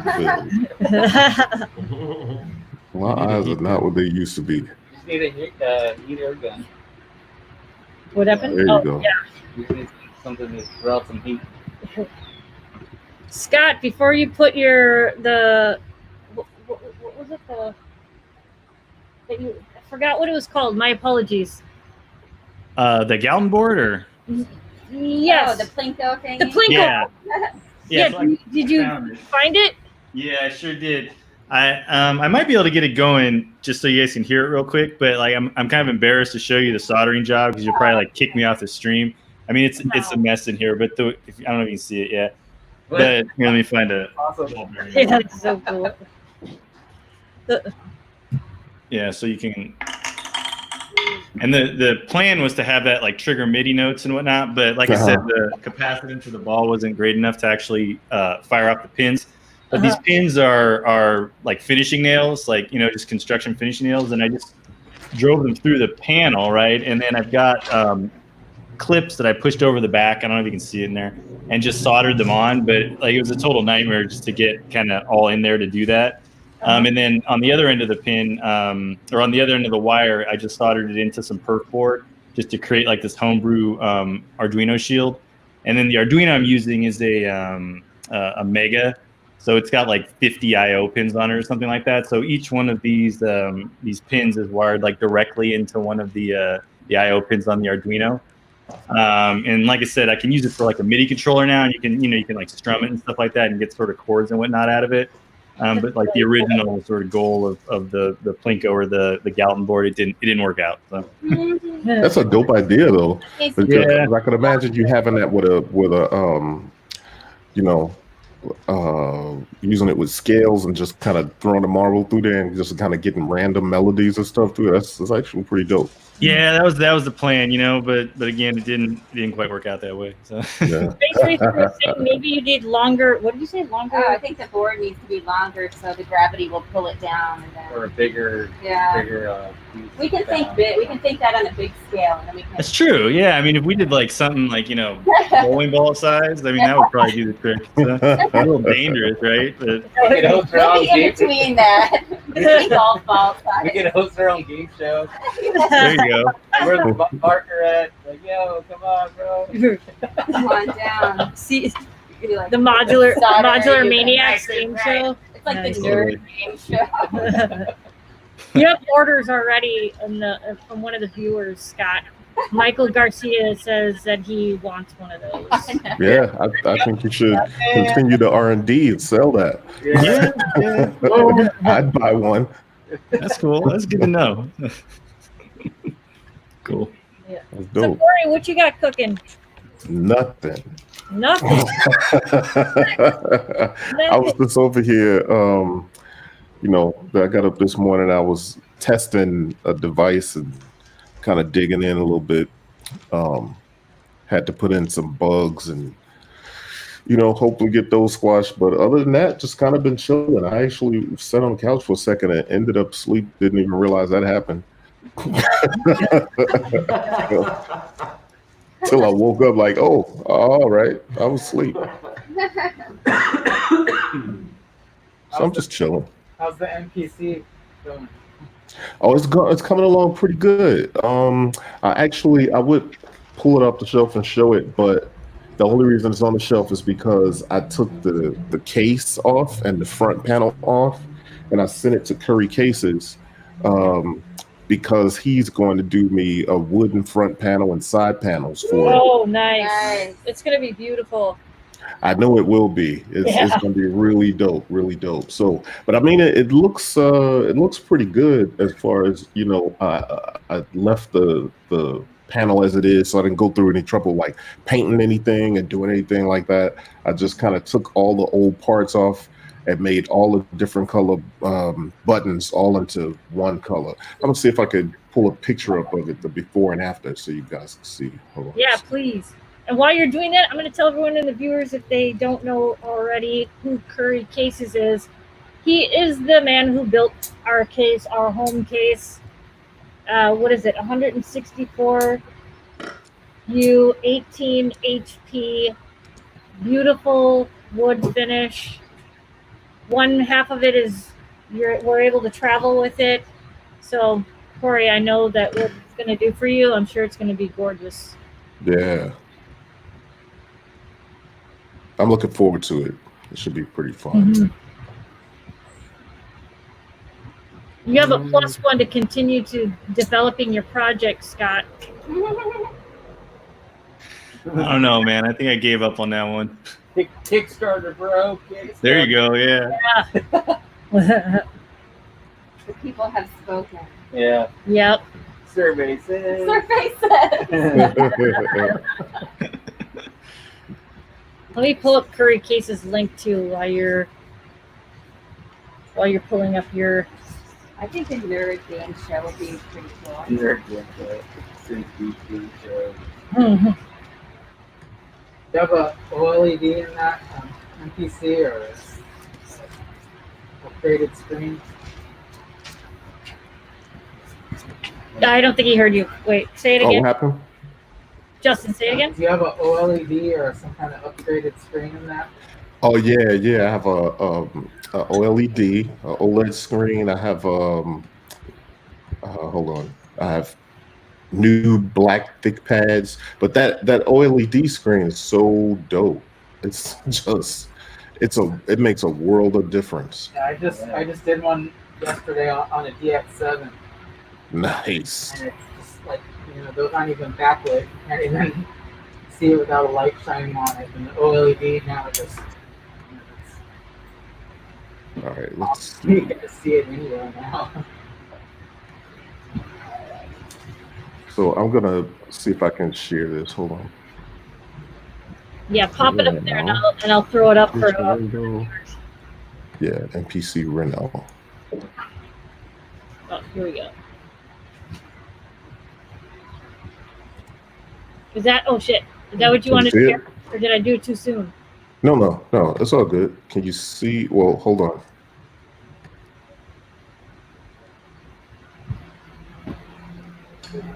Can you see that at all? Hang on. I'm doing a preview of the. Hold on. Here's what I'm gonna do. Let me. We just see your pictures for your. It's like a small. Can you pop it out? Can you click open it? Yeah. Hold on. Okay. Mm-hmm. Our neighbors are partying too. It's officially summertime in SoCal, folks. Heard some Miley Cyrus over there. Let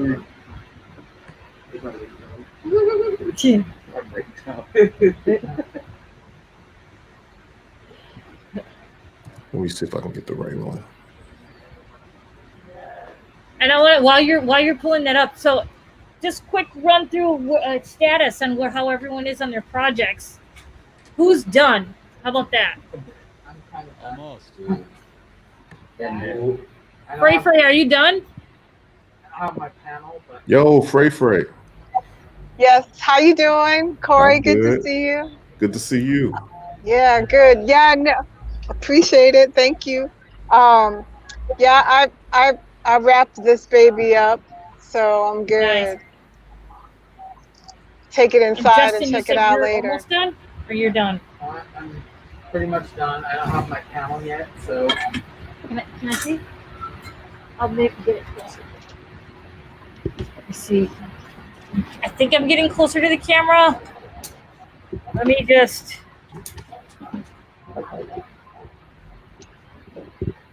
Right? What'd you build? Justin, what did you? A hex inverter, simple set, 8-step sequencer, but I'm gonna put it in a 5U panel. Oh, nice. He's slipped to the darker, even like the heavier side, folks. He's now going 5U. Yeah, no doubt. Wow. Nice. Look at that solder work. Modular is the private club. 5U is the back room. That's nice. I just want to show off that solder work right there. Yeah, that's pretty pristine. I know. It's like it came off the machine. Yeah. Very nice. Nice work. We got 11 resistors on. Nice. How you doing, Colin? We got 11 resistors on, so everybody out there who's just getting started, it's all right. It's all good. How are you doing there, Space Racer? Good. I have some of it done. Would you say you're like at the halfway mark or no? Yeah, I'm at the halfway mark. Halfway? All the diodes, most of the resistors. Gotta keep going. We'll see if I can finish it today. Nice. There's plenty of day left. Yep. See how much my brain can hold up. I'm really looking forward to using the sequencer.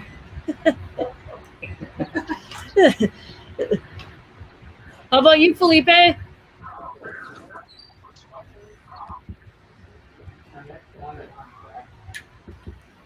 Doing pretty good. The wind started to really pick up, and I had to scramble and grab my resistors as they were flying off the table. But I finished the main board and about halfway through of the control board, so going all right so far. Nice.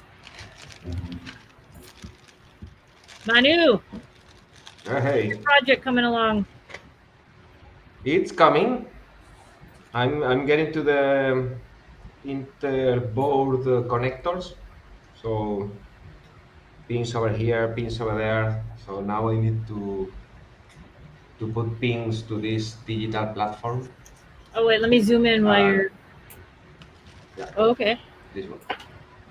This one.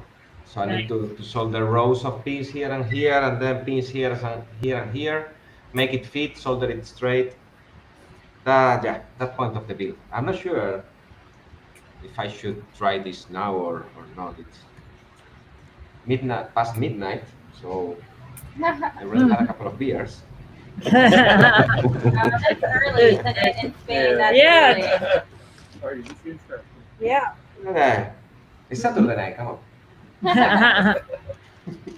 All right, Corey, I see I'm going to add it into the stream now. So this is the before, and it helps to see the before so you can see how it came about. This thing was kind of beat up. You can see the knobs in the upper right hand corner. It looks like I think somebody dropped it or threw it down a flight of stairs or did the big finale at the show or something. I don't know what they did, but these knobs were kind of bent in, and there's a fader on the left hand side. There should be a fader, but there is not. Every single one of these buttons were kind of wiggly, like literally broken off their hinges. So like the only thing that was holding them in place was the case. So as soon as I took the case up, they kind of fell. They just kind of trickled down like chiclets. They all just kind of fell down. The screen was it was bad. The middle of it straight through horizontally was just kind of unreadable unless you basically put your eyeball right next to it. Yeah, it was pretty bad off. And this is what it looked like. I mean, it wasn't from a good bone sort of perspective. It was good, right? Because I mean, it doesn't look dirty or anything. I cleaned it up nice, but it was just functionality was all messed up. The power inlet on the back only had one screw and it was kind of hanging out. So you kind of had to grab the power inlet by your hand and you could pull that around like as if it was an extension cord or something. And You have to. It was bad. So now I'm going to stop sharing that and share the next one, like the after picture. Let's see here. Wait, what? Oh, you pulled it down. Okay, hang on. And so this is what it looked like. Looks like after I've cleaned it up. I replaced all of the buttons with all black buttons. I had to solder, desolder, and resolder the new fader in there and put new fader cap. I replaced all of the buttons. I was going to replace all of the contacts, but they didn't really need it. I probably could have cleaned them because after I use it a little bit, they started reacting a little better. But I had the knobs on the upper right hand side, right below MPC 2000 XL. They were bent in because the plate that they sit on was bent, like when somebody threw it. I'm just convinced that somebody threw it somewhere. So I think it landed on its face and broke the fader off and bent the knobs in. So what I had to do is when I was inside of it, I had to straighten out the metal board that those two knobs sit on up top. Then they were fine, and then I had to kind of tighten up the nuts on the pots, and so I replaced the knobs. So you can see all of the buttons and everything are black, and then I replaced the pads with some nice new black thick pads. And then you can see that OLED screen, that OLED screen. No MPC ever had anything like that. It's so bright and like vivid and brilliant. So yeah, I've been using it ever since I renovated. I was able to open up my old discs from like 2001 that I had just sitting around here. And probably for the last month or so, any beat that I've uploaded was with drums that I used in the 90s, directly like from the time capsule of the 90s. Nice. And yeah, so then oh yeah, you got to clean that MPC up, man. They're built like tanks in the reality of it. So when you do clean them up, they look good. This thing looks brand new now. Only difference now is I've obviously taken the case off and the front panel off because Curry Cases is going to do a new panel for me. Nice. I can't wait to see that. Yeah, so it'll be the same sort of beige panel, but it will have wood sides and a wood front panel. But I figured sending him the front panel and the casing would allow him to, rather than me sending him some jacked up measurements. Right. I figured just send him that stuff so he could get it all set up nice for himself. So nice. So yeah. I can't wait for that stuff to get here. It's in PC, man. I've seen it. I've been watching it on Instagram, and it's been nice to watch it come to life. It's good. Yeah, thanks, man. It's been fun. It's been really fun. And I know somebody saw my YouTube video and they were like, "Yo, when you did that YouTube video showing this thing and it's pre-reno state, like they were like, we thought that was trash. Like we thought there's no way he's gonna be able to revive that." But the thing is, it worked. You know what I mean? You could turn it on. It's just that like mechanically, some things were like just, I guess, trashed. So the key here is what's cool is that I'm pretty cool with Mike from MPCstuff.com, and he sells all of this stuff to renovate it. So he basically sponsored the videos and sent me the parts to be able to do it. Nice. And so I'll be writing a couple blog stories for his site, just kind of talking about how to choose a good used MPC and how to go about renovating. It's really not a difficult machine. Honestly, I hate the way the buttons are. When I go in there, I'm like, this is a bad design, these buttons. Like, we should have done better. But, I mean, it is what it is. But, yeah, it's fun. I can't wait to see the final, because it already looks so clean. It looks so, like, brand new, so I can't wait to see what Wes is going to do with it. Yeah, I know it's going to be insanely dope. So I'm not going to be able to stop messing with it. You know, there's something about this being the machine that I learned how to make beats on. There's something about when I put this on my desk, it felt like, you know, like switching into your superhero costume or something. You know what I mean? Like it was sitting on the desk. I'm like, I am back. It's invincible time now. Nice. Yeah. So yeah, that's that. It was a fun project. almost there. So this will be like part 3 of my little series of this. Renovation. Yeah. Nice. Cool. Well, thanks for sharing. I got stuff for my MV from NPC stuff. Oh yeah, did you? Yes, I got, Yeah, you showed me that MV, man. That thing is dope. I got hats from NPC stuff, and I got wood sides from a guy in Poland called Audio Custom. Oh, you got wood side for it? Yeah. Did I see that? I don't think I saw that. I think last time I told you about it, they were coming from Poland, and it took them quite a while to get. It took maybe 2 months for them to get here, so they finally showed up, and they're on there now. Cool. And I haven't put up pictures with it all done with the NPC stuff pads and the wood and everything. Dope. Yeah, throw a picture up when you get a chance, man. I'd love to check that out. Cool. Yeah, send over a picture and I can pop it up. I gotta tell you, I can't wait to show you all and everybody what I've been working on. I can't talk about it, but I can't wait to show everybody. Yeah. I can't wait to. So excited. Yeah. So let's see. We're about 4:45, and I just want to check in with Monoscene really quick. How are you doing with your build? Are you almost done? I'm ready. You're done. Ready to plug in. Nice. Whoa. Good. Nice. What are you building? Flight of Harmony Plague Bearer Okay. filter. It's a really supposedly nasty filter, like nonlinear, kind of like really not clean. So that's why I want it. So we'll see. Can't wait to hear what you do with it. Yeah. Yeah, it has a cool name though. Mm-hmm. Yeah. The plague bearer.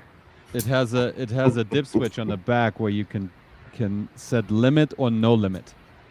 Of course. You gotta have the no limit. Limits. There we go. No limits.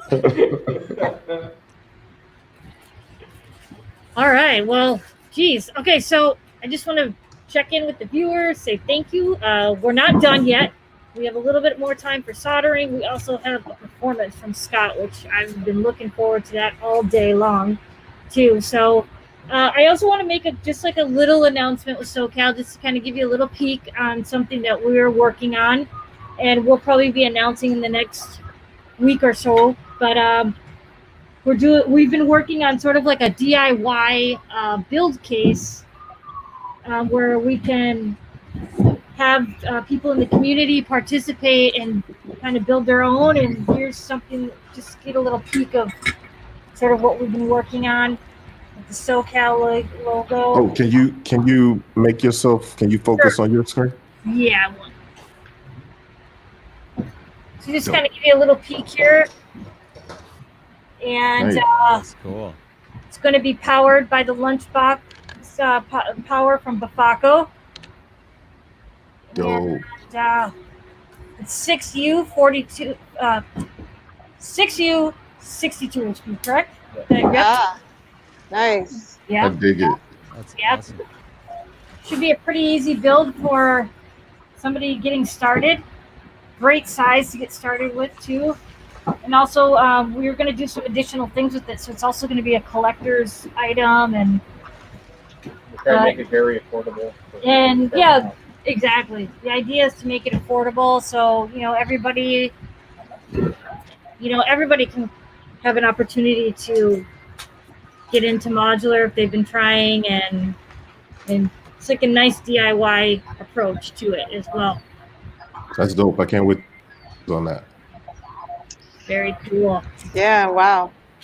Hey, Trovarsi and everybody, I want to thank you very much. It was a pleasure being here. I have to jump off and jump onto an orientation for the teachers for our camp that starts on Monday at 7. So, Of course. thank you so much for having me. It was really good to see you all, and be well, stay lifted. Thank you. I mean, Bye. Bye, Frey. Talk soon. Bye. Wow. So Scott, how are you doing? Are you ready to perform, or yeah, I'm ready to go. All right. Let's do it then. Awesome. All right. So everybody, this is Scott Mctoyer, and he's going to be our final performance for the night or evening, depending on where you are, or day. And I'll let you take it away from here. Thank you.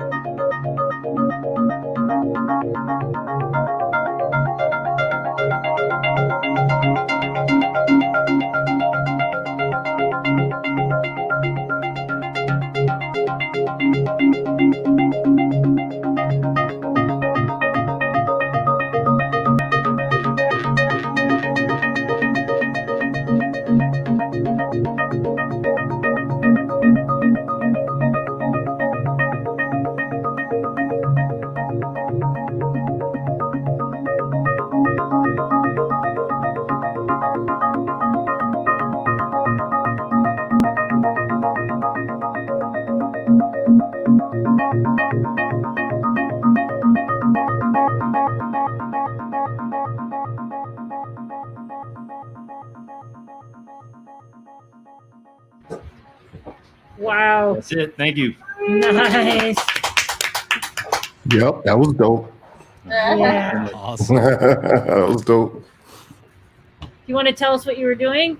Yeah, for sure. So the patch itself is pretty straightforward. I got braids and plaits doing most of like the voice duty here. Those are both going into Chronoblob for the delay.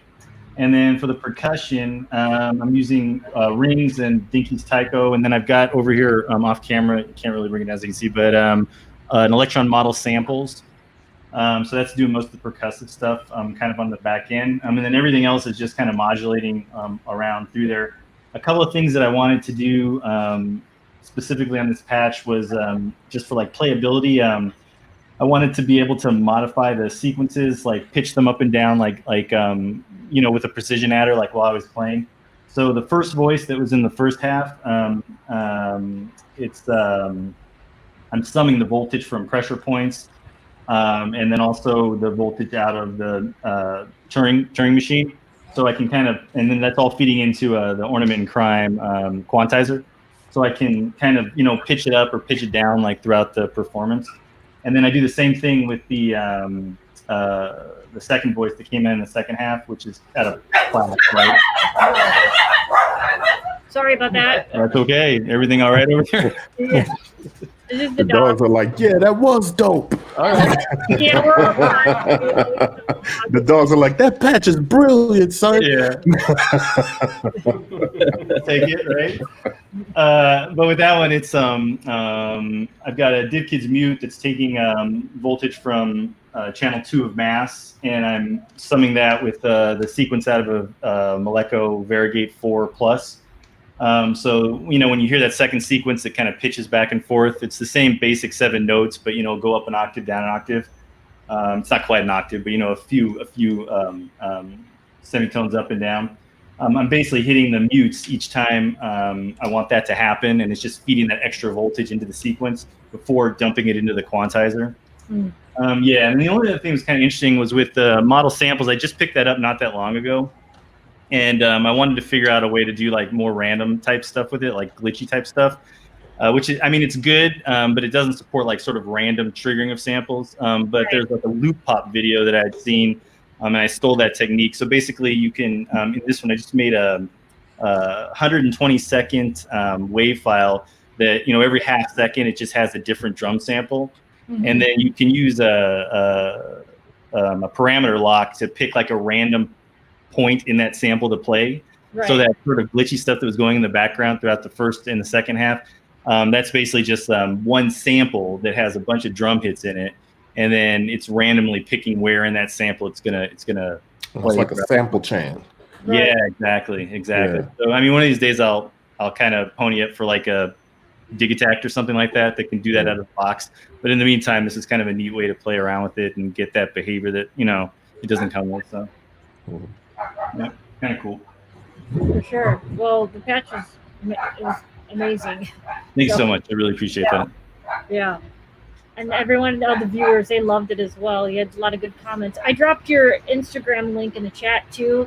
Awesome. Followed. I saw you have a new EP that was just recently released, and they can find that on Bandcamp. Yep, it's on Bandcamp. You can stream it, Spotify, all that good stuff. So. Nice. Yep. All right. Well, we are at the top of the hour, 4 o'clock, and I think we're about to wrap it up. And does anybody want to kind of say anything to the viewers and just have anything to say before we close out the show? Yeah, I do. Okay. Even though I'm Johnny come lately with no project to solder up. Yo, I just want to say thanks to everybody for being such a dope just community, right? This is actually some cool stuff to be able to do, and everybody's so supportive and respectful of one another. So keep up that great work. Shonda and I got some really cool stuff that we're working on that we both can't wait to share. And it's all just like anything else we do to kind of serve the community and kind of, you know, bring us all together. So that's all I wanted to say. Just look out and keep up the great work, just being dope people. Thank you. Thanks, Corey. was a good one. Mano, seen any new music coming out? Do you want to, or anything that you've recently released? Working on it. Okay. Working on it. Nothing. So except my SoundCloud, I put stuff up on SoundCloud and Instagram, cool. but working on it on a proper release. Manu, you want to tell us about any? And you want to give us any secrets about Befaco right now? While we have you a little drunk and excited. You want to slip out? Let me open another beer. You're trying to using privilege information. Next time I will shut up. No, I'm drinking water. No, the only thing I wanted to talk about is it's not like a secret, but it's a project that we never talked about. Is this thing I'm doing? Okay. Which is an ongoing collaboration with Martin Klang from Rebel Technologies. You want to hold it up again? I'll zoom you in. Just. This is a prototype panel that was laser cut. I don't know if I see it has MIDI. Yep, it has. It's well. I don't know if you know the old platform from Rebel Technologies. I don't know if you have seen their website. Say But it again. anyway, it's Rebel Technologies. Okay, Rebel Technology. got it. So basically, they develop this hardware, and then they have this online platform where you can compile code and load it into the module, like C++, Faust, MaxGen, Pure Data. So and they have a huge library of patches from people that have been doing things. So that platform it's been amazing since I think it was 2012, something like that. The thing is that Martin has been a little bit off with after his Kickstarter, but he moved to Barcelona, so now he's coming back to active. So the secret will be that we are working with him. This is one of the things he is working on. This is purely him. But anyway, it's part of an ongoing collaboration. There's a question. It says, "Is it an FPGA?" No. It's a classical digital implementation that's being used broadly in digital modules, which is an ARM microcontroller, an F4, an audio codec, a Cirrus Logic audio codec, and then 8 megs of RAM, which it makes a very decent platform. It's basically what everybody's using, basically. But the nice thing is that then you program it with different languages, which is really cool. Cool. Nice. Yeah. So Awesome. that's the thing. I wanted to finish it and maybe plug it or maybe load something, but I discovered I'm missing 3904s and some diodes. So Okay. someone could give me a few 3904s. If we were there, So, we'd that's pass you. yeah. So this is promising more hours of fun and music. I already tested it with a very cool patch. It's a nice. It's a very simple concept, but it blew my mind. It was an EQ distortion. So it was just like saying the amount of EQ that you are sending to me, high or lows. Such a simple idea, but suddenly I was just distorting my frequency. Wow, this is amazing. And that was one of many patches. And there is very, very good stuff. I will recommend people to read it. Cool. And that's it. Very cool. And Felipe, Hello. hey, nice to see your face. I know. I was You're hard at work. I was hard at work. I still have a little bit to go, but the wind really started to pick up, and it actually started to affect my temperatures. I noticed, especially on the ground connections, I was having a really hard time just keeping the temperature. So I decided to move the camera up and say hello. And, you know, thank you for inviting me here. And it's good to be getting to know a lot of you, even though lately it's been through streaming. But good to see a lot of people on the stream too that I've been getting to know a little bit better. So thank you for having me. Thank you for coming on. Yeah. And while you're up, well, it's a good segue to mention to everyone out there. Part of one of the special things, I'll just give another hint about the case, the SoCal Synth Society case that we're working on with the Befaco power, but we also have it's going to have a special exclusive package, SoCal Synth Society only patch cables, handmade by Patchwork Cables. It's going to be included in this bundle. So just one of the things that we're going to make, we're going to include in the announcement when we make the announcement on the case. Dope. Yeah, I'm really looking forward to it. We're very excited about it. Yeah. Yep. And yeah, guys, you have any? Yeah. So everybody out there, keep an eye out. We'll be launching this soon. And, you know, hope everybody has a great day. And thank you everyone for performing and showing up. Awesome that we could all get together like this under these kinds of circumstances. Nice. Thank you again.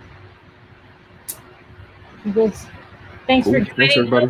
Thanks, everyone. Yeah. Thank you. Bye, guys. Thanks to the viewers. Be on the lookout, please. Good night. Please follow us, SoCal Synth Society, on YouTube, Instagram. We'll make more announcements for these meetups and about the case. And yeah, we have a lot more things in the works. So yeah, that's Stay it. tuned Yeah, stay tuned, stay safe.